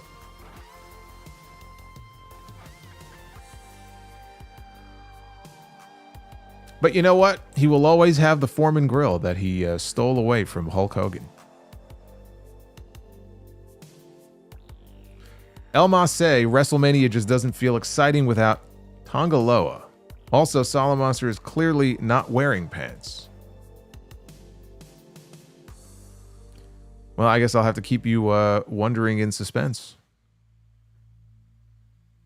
If I have any golf pants to go with this golf shirt. Prince Vegeta, forgetting fantasy WCW matchups, is Triple H versus Rock versus Austin, the biggest match of the Attitude Era that we never got. Arguably the three biggest stars. I mean, if we're just talking exclusively WWF guys, I think we saw some combination of everybody else at some point, so that would have to be it. Right? I mean, we had Austin, Foley, and Triple H at SummerSlam that year. I mean, Austin and Rock, they were 1A and 1B. So it's just a matter of who do you plug into that third spot. And, yeah, Triple H would be the guy. So we were going to get it at Survivor Series in 99, but Austin got run down by Rikishi, who did it for The Rock. And we didn't get it. Fire Panda. Solomonster, please tell me you saw Aubrey Edwards' comments on the steel cage. And how the whole point is that as hardcore fans, you know that somebody is going to jump off the cage. Well, she's right and she's wrong. I did see the comment. And I don't know if it was taken out of context as it was a 15-second clip, and I'm not going back and watching the entire show that it's from, but she's right in this one respect. I do think that I think fans in general have just been conditioned that when there is a cage match, whether it is a steel cage match, whether it is a War Games match, the expectation is that somebody is going to dive or jump off the top of the cage. And I think that sucks. And I think Mick Foley bears some of the responsibility, frankly, for that. But it's been happening in wrestling for years. I mean, we literally just had 2 cage matches back-to-back within a 24-hour period last week. And in both of those cage matches, somebody came jumping off the top of the cage. So she's not wrong in that respect. Now, if what she was saying is that as a wrestling fan, if you have a cage match, then you know that somebody is going to jump or has to jump off the cage. I think it's more sad than anything else that that's what people think the point of a cage match is. I'm not sure if that's what she was intending with that comment, or again, just the expectation that fans have is that somebody is jumping off. She's not wrong. If that's what she was saying, she's not wrong. But that's not what a cage match is supposed to be. People have lost sight of this. And by the way, the point of a cage match is also not to escape the cage. That was a Vince McMahon WWF thing from the 80s. Maybe even the 70s. But the point of a cage match should also not be escaping the cage. The point of the cage is to take 2 people and lock them inside a cage because they want to get at each other in the worst way. And you have a feud between 2 women, 2 men, whoever it is. And the cage is the only thing that can contain them. And it can be used as a weapon. It is to contain the issue between 2 people without any rules or regard for each other. And there must be a winner, pinfall, submission, knockout, but you're not supposed to escape the cage. Look, I grew up on cage matches with the escape the cage rule. My favorite cage match of all time was an escape the cage match with Bret Hart and Owen Hart in '94. So I'm sort of conditioned to it. But that really isn't what a cage match is supposed to be, if we're being honest here. And the idea that the whole point of a cage match, somebody has to jump off of it. No. Somebody doesn't have to jump off of it. They feel like they have to because everybody else does. So if everybody else does it, I have to do it too. It's why we have dives in every match. Every company, every match, everybody has to die. I say it, everybody dives, right? Lance Archer says everybody dies. It's everybody dives. Doesn't matter how big or small you are. Look at what Bronson Reed attempted to do at War Games. And look, I'm sorry what happened to him sucks, and I'm a big Bronson Reed fan, and I wish that didn't happen, and kudos to him for even attempting to try it, but the fact that he even did is stupid. Why is a man of his size diving off the top of a cage? Like, who thinks that's a good idea? Why does somebody who is 300 pounds, 400 pounds, feel that they have to jump off the top of a cage? But it doesn't matter how big or small you are anymore. Like, everybody does it, so I have to do it too. We have pull-apart brawls on TV every week, right? Well, everybody does pull-apart brawls, so we have to do it too. It's the thing to do. I hate that.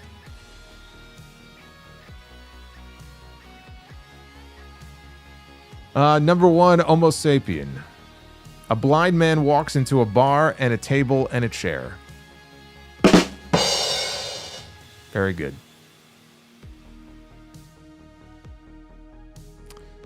Very good. Honey deep fried chicken with flavor. Braun Strowman will tell people all over the world to join hands and start a love train. Love train.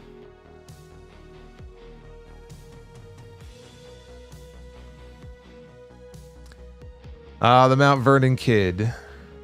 Christopher Bennett. 3 hours are killing Solo. Feel more bad for you. I'm not the only one they're killing.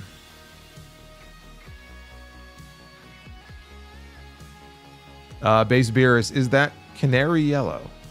Kerwin White vibes. I'm more over than Kerwin White ever was. Don't be comparing me with him.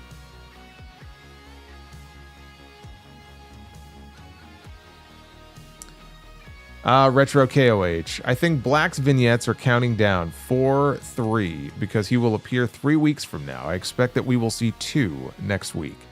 Well, I mean, that's what I thought maybe it was last week, and I don't know. I didn't see it that way this week, but maybe it is a countdown. Maybe it is a countdown.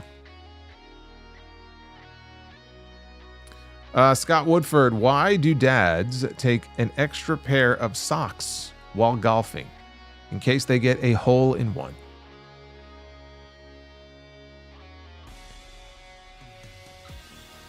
Did you know that mayonnaise is not an instrument? Mayonnaise is sauce that is used in sandwiches. That one I don't get. The first one was good. The second one, I don't get that one at all. DEH Sires, all that Elimination Chamber hype died today for me. All the Elimination Chamber hype? What do you mean?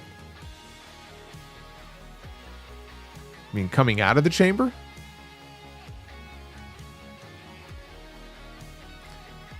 We got Scott Woodford again with a 1992.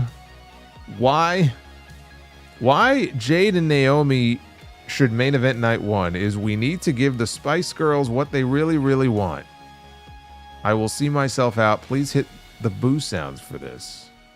You know what? It's so bad, I'm not even going to give you the boos. It's not even worthy of the boos.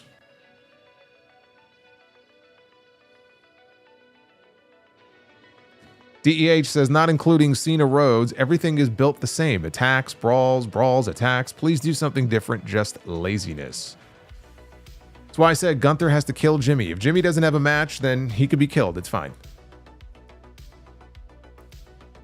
If it helps get that match over more, he can do his brother a solid. Okay, take one for the team and just let Gunther just demolish him.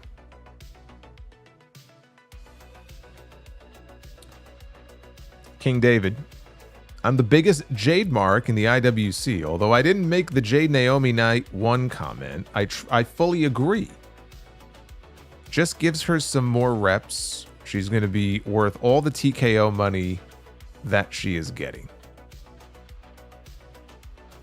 I can't tell if you were agreeing with that person's comment or not. Or saying that you're a big Jade mark, but you agree that they shouldn't headline. Yeah, I don't know. I don't know how anybody could come to the conclusion that those two women should be headlining either night of WrestleMania. It just doesn't make any sense to me. No one has been able to explain that to me, because that may be the only person who has that opinion.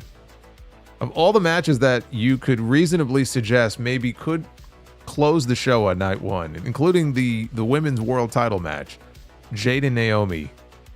Jade and Naomi is not. Jade and Naomi shouldn't even open the show. Jade and Naomi is going to be right in the middle somewhere. You got to have a better match than that opening the show. Ryan Awesome, the other day, a friend of mine asked me, did I remember an old classmate whose name was Tina Bell? I responded by saying, that name doesn't ring a bell. You know, I think if you guys were to walk into any comedy club here in the city, I'm pretty sure that like half of you wouldn't even be allowed in the door. Like, I think the bouncer would forcibly throw you out into the street.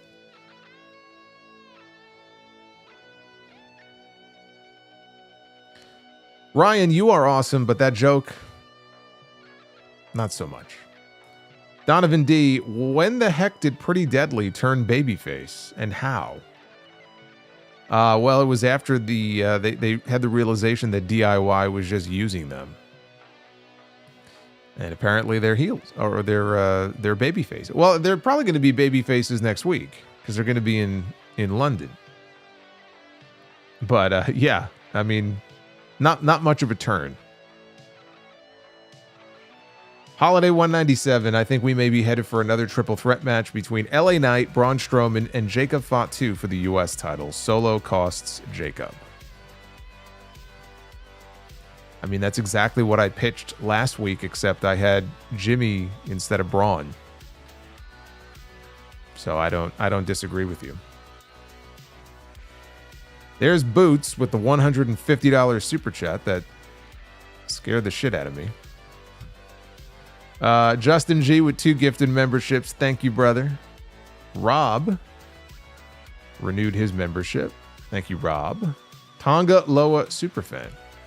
Fact of the day, Tonga Loa is undefeated in singles matches in WWE. I gotta say, Triple H has done a good job of protecting his aura since his debut. You know, Tonga Loa and aura, that's just... those are words that just, they should never go together. They should never, ever go together.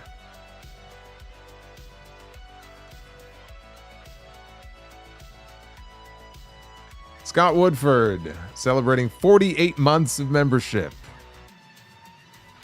Does that jump scare? I almost pissed myself. Tremendous.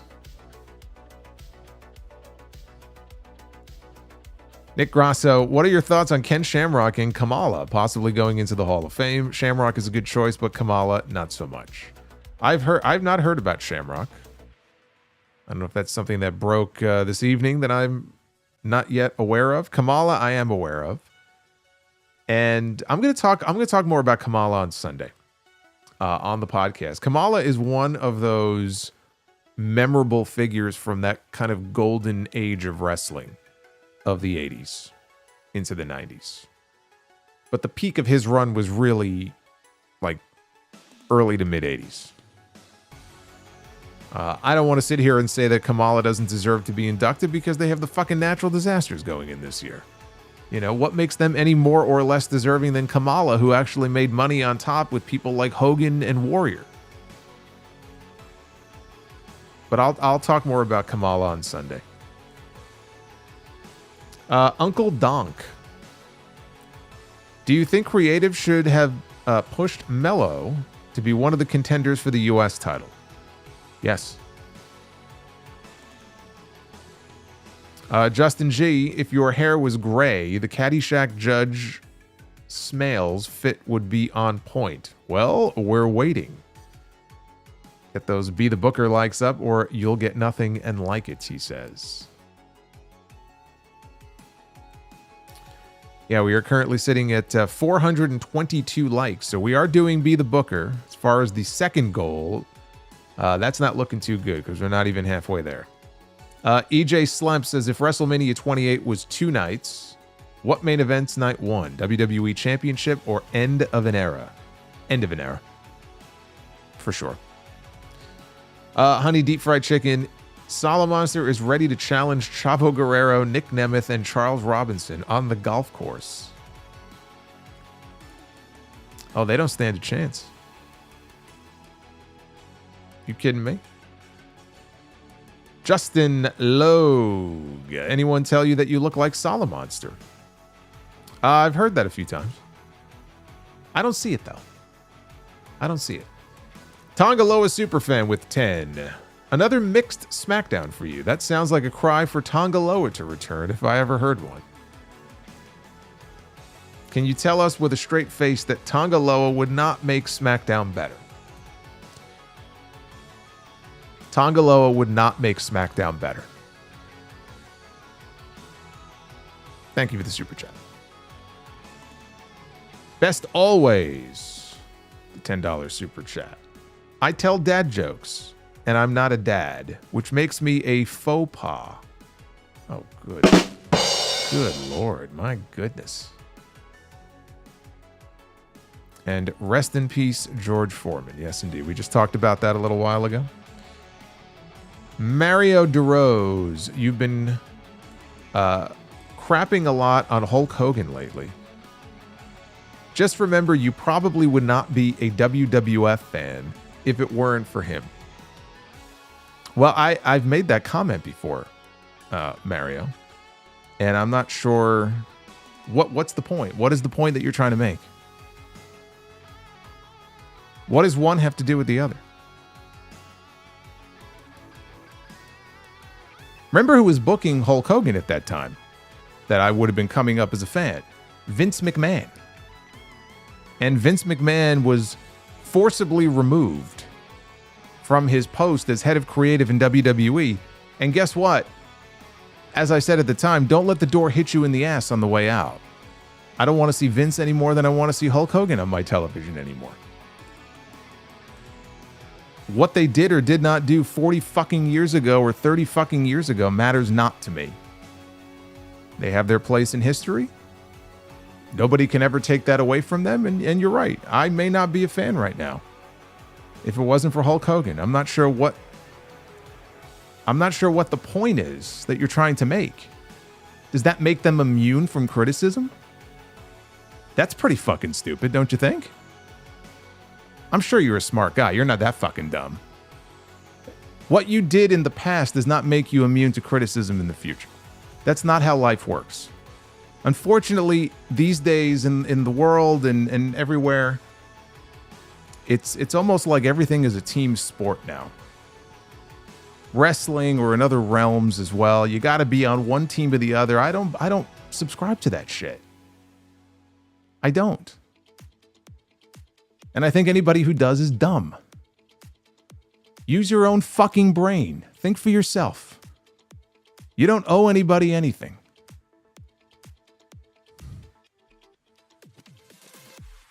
Owen Curtis, it's Mania season, so I'm back on my wrestling bullshit. Interested to see where the Cena turn goes or if it ends up as a missed opportunity. Well, we'll find out soon enough. I like the promo on Monday, but we still have more runway left to go between now and WrestleMania. Daniel Malcolm, celebrating 20 months of membership. He just says, yup. Yup. I agree.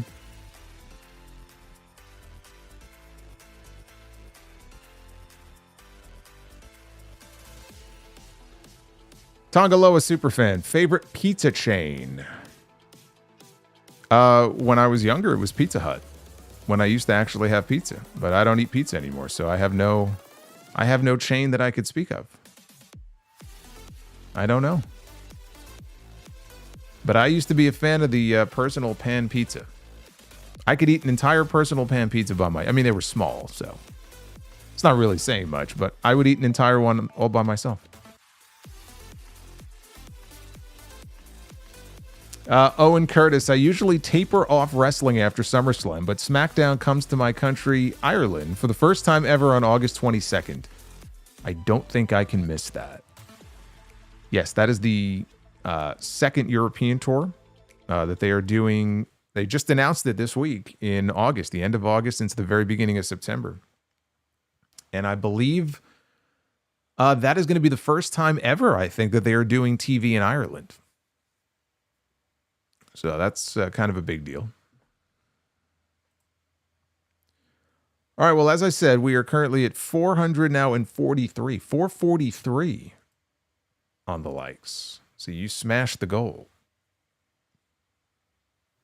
Boots says DiGiorno. You know, I had a friend who tried DiGiorno once. It might have been... I don't know, it might have been a Super Bowl party. I don't remember what it was. And I don't know, people didn't like it. A lot of people didn't like it. I've never tried DiGiorno, so I can't comment on it. But anyway, let's be the booker. Ladies and gentlemen, it is now time to be the booker. It's not dinner. It's DiGiorno. I do know those commercials, though.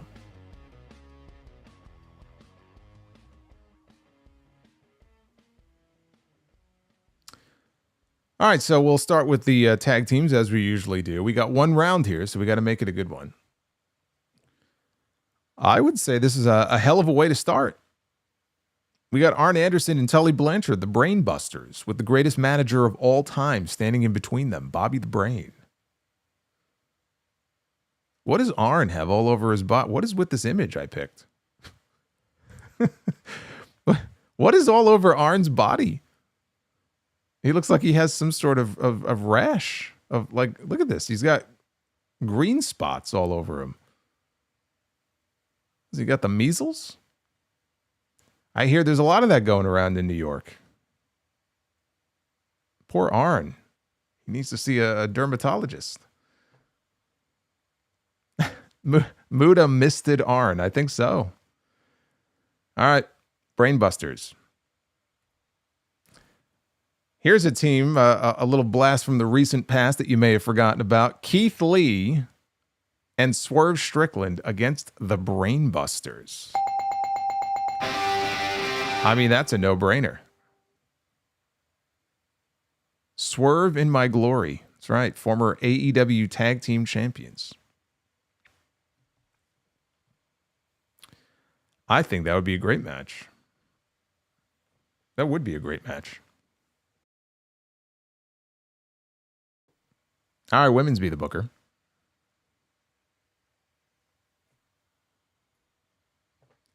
We go from Keith Lee to Mia Yim. We got Meechin kicking us off here in Be the Booker. And it will be Meechin against Jamie Hayter. Oh, well, how I miss Jamie Hayter. Where, oh, where has Jamie gone? You know, we're only a few months away from All In Texas. And there is no indication that Jamie is going to be rehabilitated in time for a major match on that show. And that makes me very sad. Where, oh, where did it all go wrong? Well, I guess the injury. I was going to say, where, oh, where did it go so wrong with Jamie Hayter? All right, men's match. It's main event time. As Mark Henry would say, it's time for the main event. There's a main event player for you right there. Bobby Lashley, the Almighty. Former WWE and TNA World Heavyweight Champion Bobby Lashley.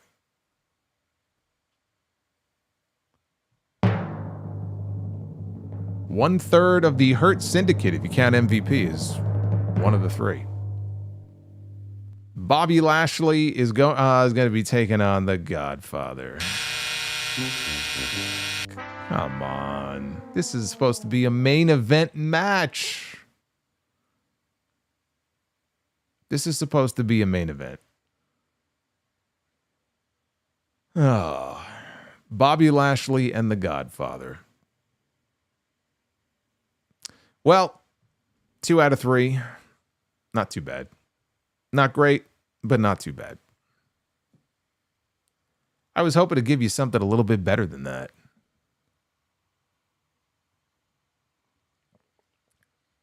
Godfather is main event material, says Larry. Well, not in my promotion, he's not. You want to have Papa Shango in your main event? You go right ahead.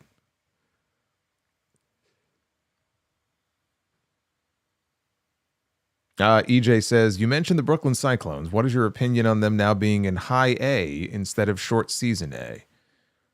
Well, it's been that way for a few years. It's not like it just happened, but that was a pretty major change that happened in the last few years. So basically their season went from starting in June, like mid-June, and typically ending the first week in September, unless they made the playoffs. Now they start in April, and they go all the way to September. So it's just a longer season. I like it. I mean, as far as my opinion on it, I mean, it's not like I was saying for years that, oh, they should be high A. I think it's cool. You know, more baseball in Brooklyn. It's a few extra months of baseball. What's not to like? Only now, instead of the season starting in the summer, it starts in the spring. And King David, I was saying Jade and Naomi should main event night 1. And I was asking why you think they should main event night 1. What is the rationale behind that headlining over Gunther and Jay, or Rhea, Bianca, and Io, or Roman, Seth, and Punk? I don't see there being any rational argument for that under any circumstance.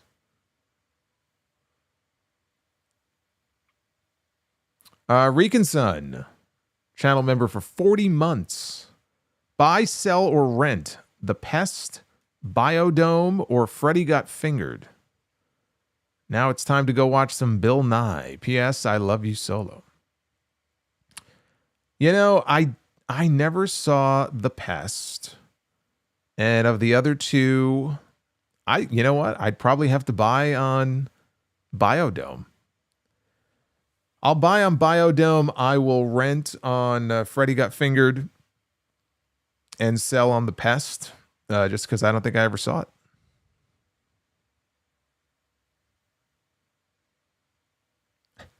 Boots says, or the pre-show. And Honey Deep Fry, Bobby Lashley's ladies against the Godfather's ladies, with Solo and JD doing commentary. Bobby Lashley has ladies? I know the Godfather had his hoes, but did Bobby Lashley ever have a regular entourage of ladies? I don't remember this. I remember when the Godfather came out on Raw once, and he was supposed to wrestle the Undertaker.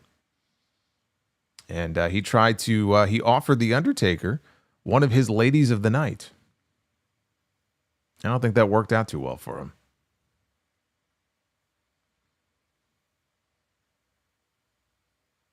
Lashley had ladies during the pandemic. Well, that's right. I think he did for a while there, didn't he?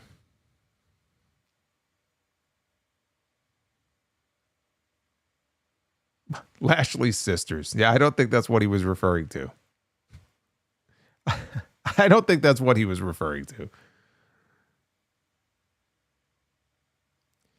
Power Spine Games. Thoughts on the first 2 Crocodile Dundee films? Watched them when I was younger and don't really remember too much about them.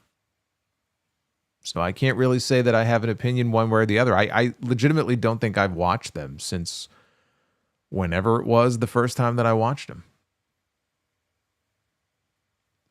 Maze the Great, what are some examples of things in wrestling that seem like a good idea on paper, but did not really work out in execution?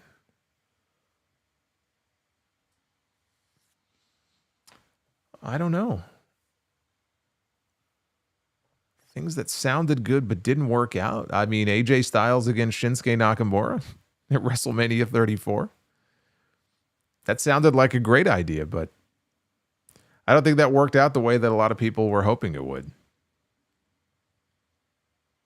What are some... I mean, maybe somebody in the writer's room thought that the Kennel from Hell sounded like a great idea, but in execution, it absolutely sucked. And the dogs that were... They had these like Dobermans that were supposed to be in between the Blue Bar cage and the Hell in a Cell. And the idea is that they would be these ferocious dogs and they'd be biting. And every time if you tried to climb out, the dogs are right there. But I think all the dogs, they congregated in like one corner and they were like peeing on the floor. Maybe they were humping each other. It didn't work out. So that's one example. What else can we come up with to answer his question?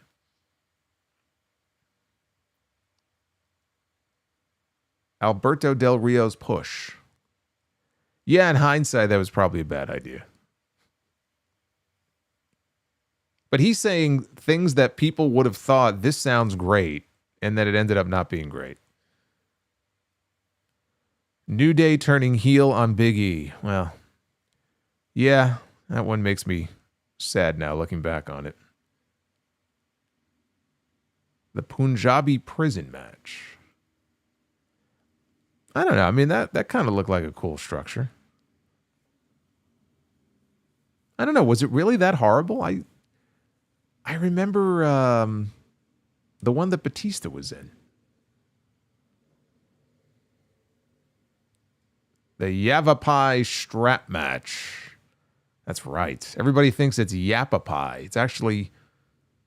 And I think that's actually how I have it written in the stipulations in Be the Booker. It's actually Yavapai. I think it might have been named after an actual Indian tribe. John Cena's heel turn. You're already ruling it's a fail. It hasn't even been a month yet. Tito Ortiz August warning. Yeah, that will live on in infamy. That one. The red cage. I don't know who would have thought the red cage looked good. The red cage in WWE and the red cage they used in TNA, because they also had a red cage, was awful. Just aesthetically, it just looks terrible. I don't know who would have thought that was a good idea.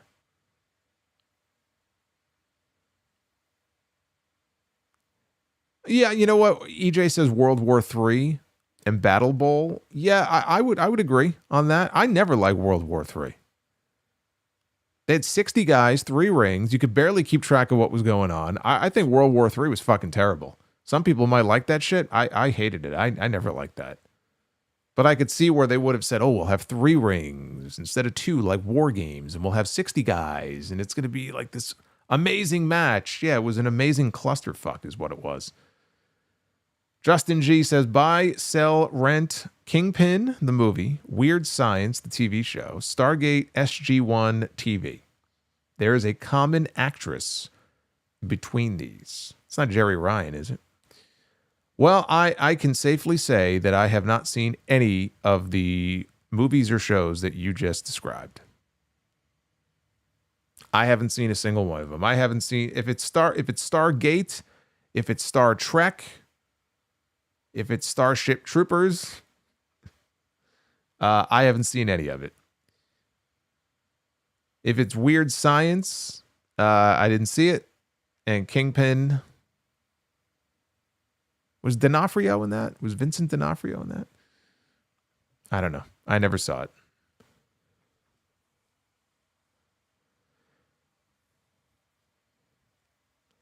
Oh, it's Vanessa Angel. Okay. Vanessa Angel is the actress that's in all 3.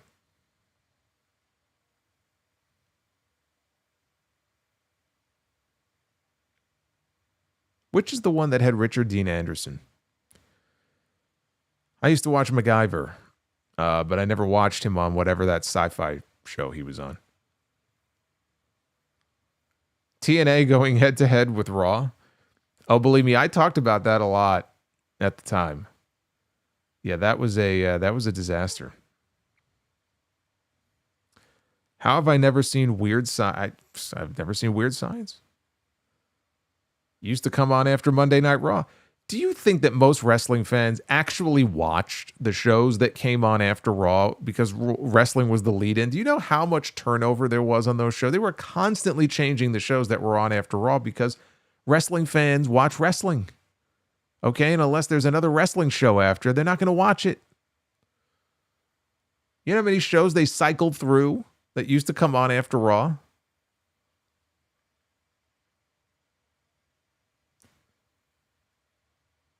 Silk Stockings, La Femme Nikita, Happy Hour, that show Happy Hour with the Zappa brothers or whatever, Amit and whatever the fuck the brother's name was.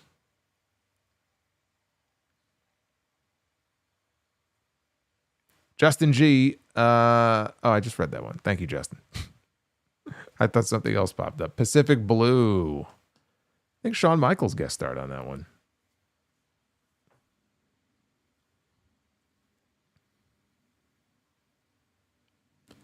Psych. Yeah, that was back when USA actually had some original shows. They had Psych and Suits and Monk. Burn Notice. I've heard Burn Notice was a good show. I never watched it, though. Oh, Duckman. That's right. Tech War. That was the William Shatner show, right? Shasta McNasty after... Oh, my God. That's going back to like the early days of SmackDown in 99. Shasta McNasty on UPN after SmackDown.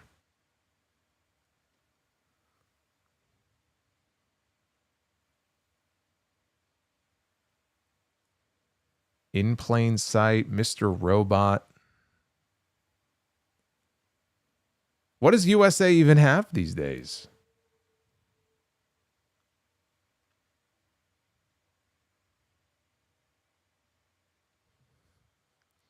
Remember when USA was the cure for the common show?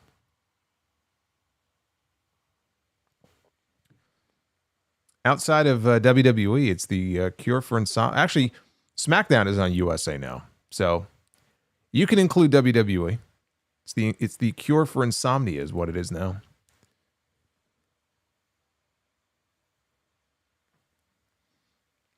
USA Network now is known as the SVU channel. I've seen every episode of SVU up until season 22. I haven't seen any of the recent seasons. I should probably try to get back into it.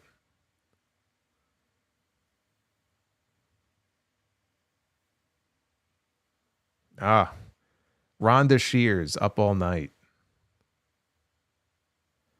Rhonda Shear was, she was quite the looker back then.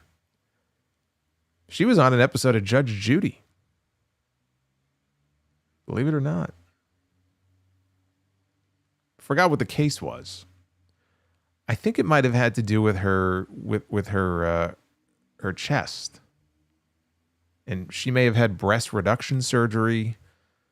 Forgot exactly the specifics of the case, but yeah, look it up. She was on an episode once of Judge Judy. Walker, Texas Ranger. Remember Murder, She Wrote?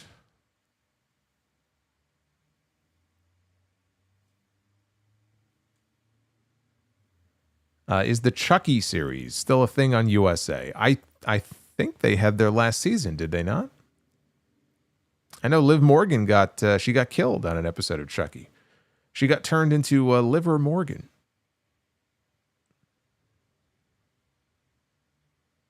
Bill Alfonso sued Missy Hyatt on Judge Judy. How have I never seen that episode? Am I a Buck Bundy or a Lucky Bundy guy? I'm a Buck Bundy guy. I'm an OG. Oh, Chucky got canceled. Okay. Brock versus Goldberg, WrestleMania 20, good on paper. Yes. and then ruined by other circumstances. Honey deep fried chicken. Imagine giving Hulk Hogan, Kevin Owens, and MJF energy drink. Kevin Nash. Yeah, Kevin Nash and energy are not two things I associate with each other these days. Hulk Hogan, Kevin Owens, and MJF, energy drinks, and extra caffeine before they do their promos. They would talk super fast.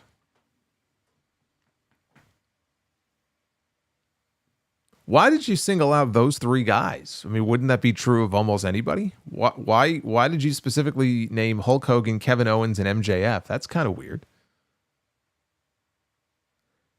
I mean, if I consumed all of that and I came on here live, I'd be talking super fast too.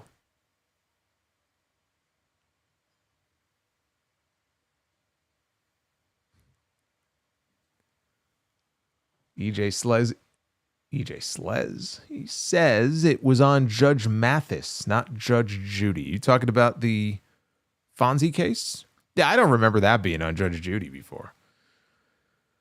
Not that I've seen every episode of Judge Judy. I'm just saying, I'm sure I would have heard about that if they had an episode on there. Kevin Nash on energy drinks would barely have a pulse. Yeah, he's very laid back. But he also, he smokes a lot, so he's very laid back. He's a very laid back guy.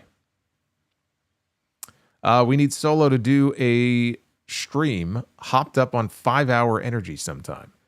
I don't think that's a good idea. What were my favorite sick at home from school shows that I would watch when I didn't go to school? The Price is Right. Because it would always come on at 11 o'clock in the morning. So if I was homesick and watching anything on TV, it would be The Price is Right. And then what would happen sometimes, depending on how sick I was, I would fall asleep and I would wake up and it would be all of the soap operas. So I don't remember what was on CBS at the time, but you had all those Young and the Restless and whatever the other ones were. I'd wake up and it would be the middle of a soap opera and I'd be like, I don't want to watch this.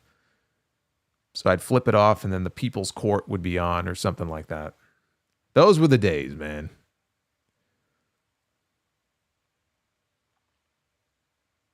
General Hospital,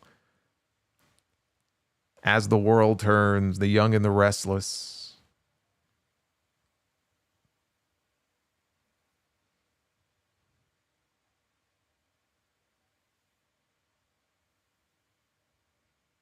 Price is Right was medicine when we couldn't afford shit at the pharmacy. Bob Barker was some kind of witch doctor. He was made for that show. He really was. Like he's still the best of all the game show hosts. You can make your Mount Rushmore. He's number one. He was born to do that.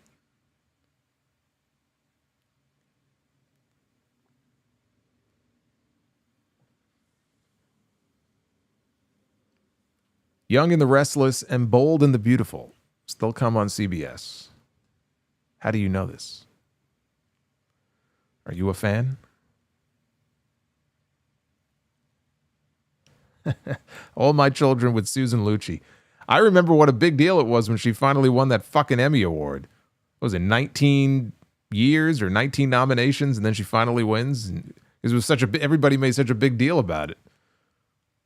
I'm like, they had to be trolling this woman for all these years.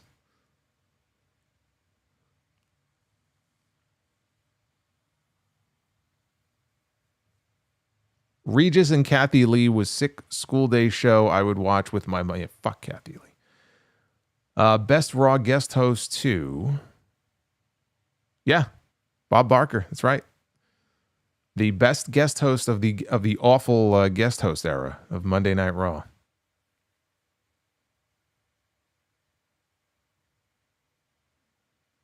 PBS was my shit back in the day, says Maze. Hey, PBS had some good stuff too. You had Reading Rainbow. You had Ghost Rider. Remember Ghost Rider? I remember Ghost Rider.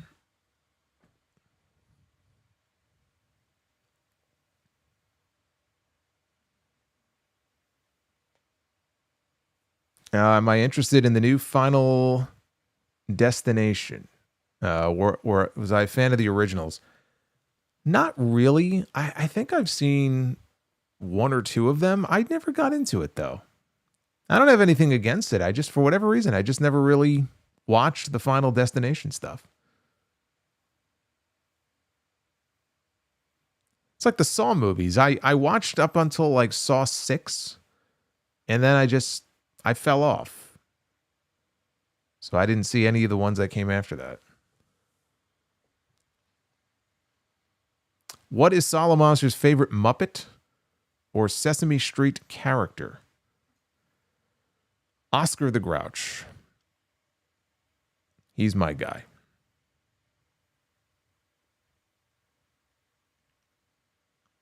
Carmen Sandiego.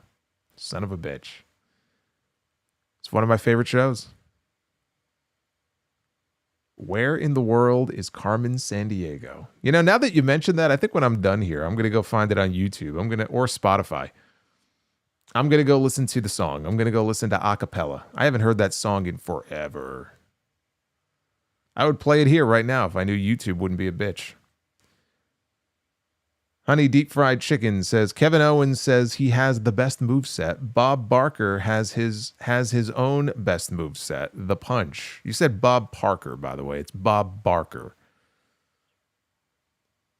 That's quite the insult, Bob Parker. HBKC83. Is it crazy to say that the Ultimate Warrior has had 2 of the top 10 matches in WrestleMania history with Hogan and Savage? Not at all. They are 2 of the best matches in WrestleMania history.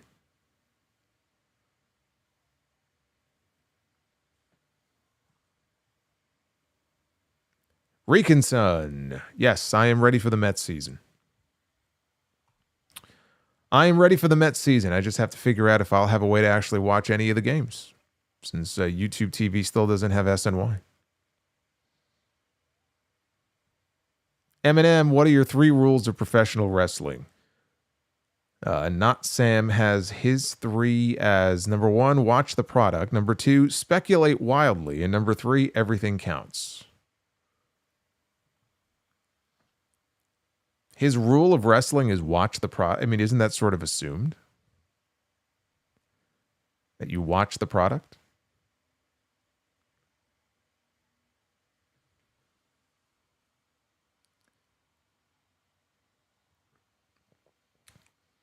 My 3 rules of wrestling. Do I have 3 rules? I don't think I have them etched into a stone tablet like Moses or anything like that, but my 3 rules of wrestling.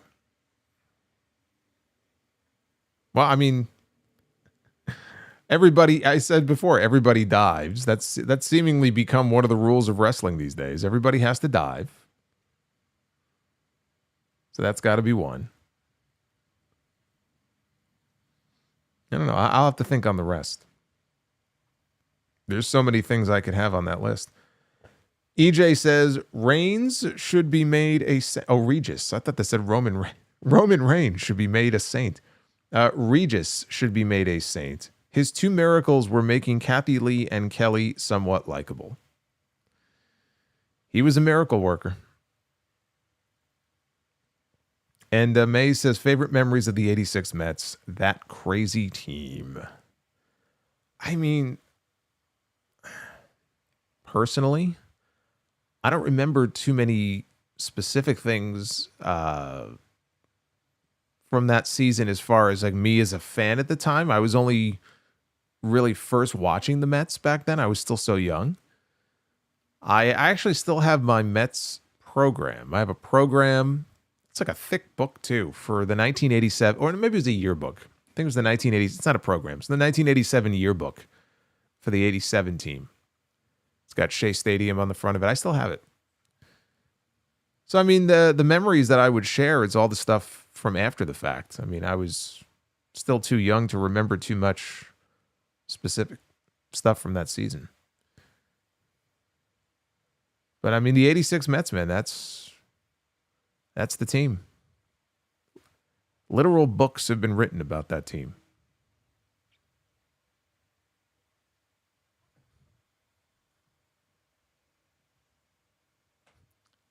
Saint Roman.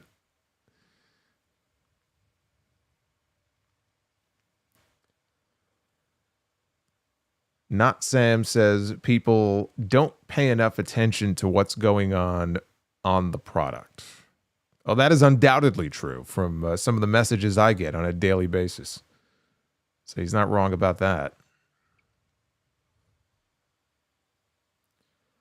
BlissFan says, I just want Alexa, shaking my head. My God. BlissFan, God bless you.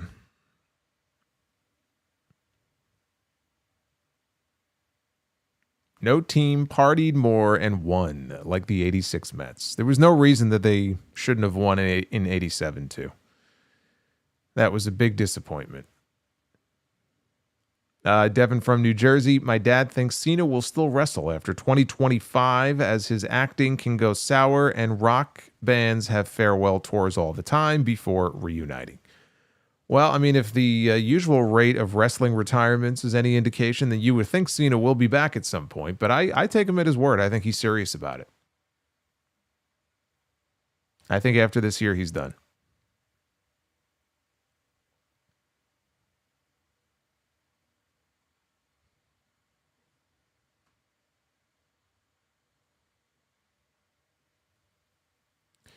The 86 Mets should have been a dynasty, but they were too busy with drugs and women. They did like their drugs and women, especially the drugs. That was their vice.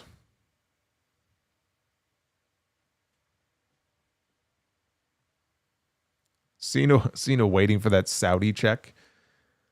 I don't know if they're doing a Saudi show this year. If they do, they're only doing one.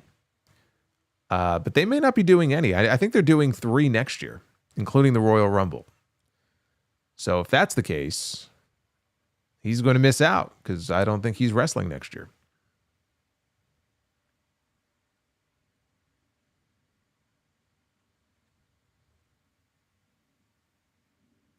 Cocaine is one hell of a drug. Back in the 80s? If you're talking about baseball players, just think about it in wrestling. Think about it like this. The first drug testing policy that Vince McMahon ever implemented in the WWF at the time was specifically to test for cocaine. Not even steroids, because I think at that point they were still legal. It was specifically for cocaine. That's how out of control it was. They had to specifically test for cocaine. Like, it was bad. It was very, very bad.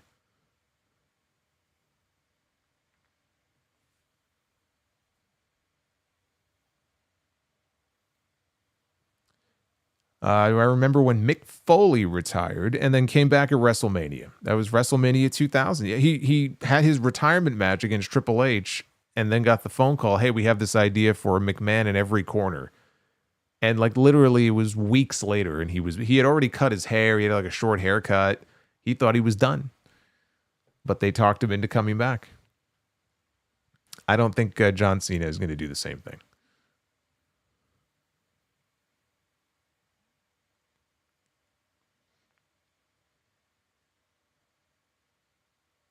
Yeah, well, Snow Dog, that's the one thing. You go back and watch a lot of those 80s promos, and you could tell that cocaine certainly helped make a lot of those promos a lot more entertaining than they probably otherwise would have been.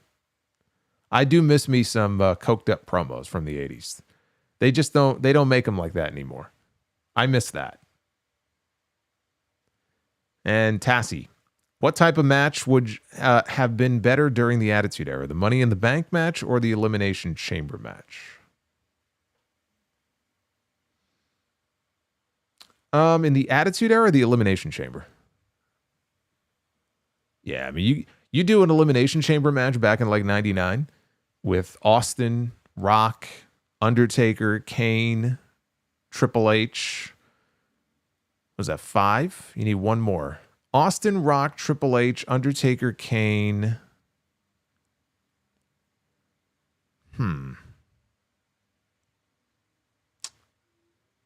Who would be the 6th guy? Because I'm thinking like 98, 99. This is pre-Kurt Angle. Who would be the 5th guy? I say Big Show. I don't know if Big Show would even fit in the pod. He'd have to start the match.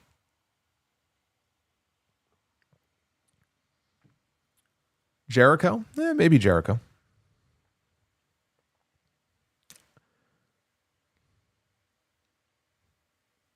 Oh, man, did I not say Mankind? Austin, Rock, Mankind, Triple. Okay, yeah. How did I forget Mankind? Jesus Christ. All right, Austin, Rock, Mankind. Austin, Rock, Mankind, Undertaker, Kane, Triple H. There you go. That is the Attitude Era right there. I just happened to forget Mick Foley. Happened to forget Mick.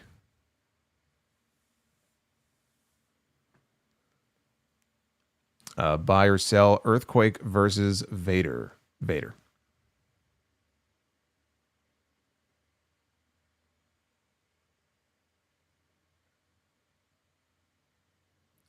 All right, good stuff. All these rapid fire questions. I like it. Chris Manson. One more $5 super chat here says, looks like we're getting a trilogy with Athena and Mercedes, which makes me think this could be a 3-month good story. No one said anything about a trilogy. My sense is it could be a trilogy, but you're just going based on rumors. The only way I see it being a trilogy is if the rumors are true and the first match might happen as soon as Dynasty, because that does seem awfully quick. But I cannot sit here and complain. If they want to have Athena and Mercedes first match be a Dynasty in a few weeks, as quick of a turnaround as that would be, I've been sitting here for 2 years now waiting for Athena to appear on AEW television as a regular. And so if they want to call her up, I say call her up. If they want to make that call and say, hey, we want you on Dynamite now, I won't complain. And if they want to do a 3-match program that culminates in Texas with her beating Mercedes, I think that would be fine. That's what I would do. Only question is, if we get Athena and Mercedes first at Dynasty that quickly, could that be a sign that instead of a trilogy, they want to get that TBS title off of her by Double or Nothing to do Tony Storm and Mercedes in Texas at All In? Because I think that's also a possibility.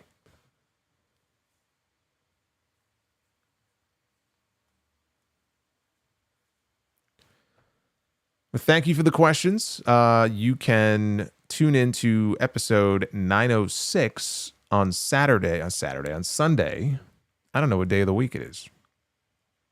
It's Friday. Okay. So the podcast is going up on Sunday afternoon. There we go. Now I know where I am. Sunday, episode 906. I'm going to be talking about some of the stuff that people have been asking me about. I've got thoughts on Homicide as well. Just retired yesterday. So I'll talk about that. We'll talk about Jeff Jarrett's comments about tribalism among wrestling fans. He's a fan. He's a big fan, by the way. We'll talk about that and a whole bunch of other stuff as well on 906. Please hit that like button on your way out. If you have not already done so, thank you for smashing the goal tonight and hanging out with me a little bit earlier on a Friday night. We'll do it a little bit earlier again next Friday, and then after that, I think it's back to normal. Sadly. 8 to 11 p.m. it is. But they're going to be in London next week, so we'll do an earlier stream again, probably around 8:30. Monday, just be aware, again, Raw airs live on Netflix at 4 o'clock Eastern, and so I'll probably be live on YouTube. I'm thinking maybe around 9 p.m. Eastern, but I will keep you guys posted on that if that should change. Boots, thank you again for the 150 bomb and everybody else who contributed tonight. You know what I'm going to do? I'm going to get out of here and I'm going to have myself some Mentos, the Fresh Maker. I'll see you guys for 906 on Sunday and the Raw Post Show on Monday from Glasgow. I'll see you there.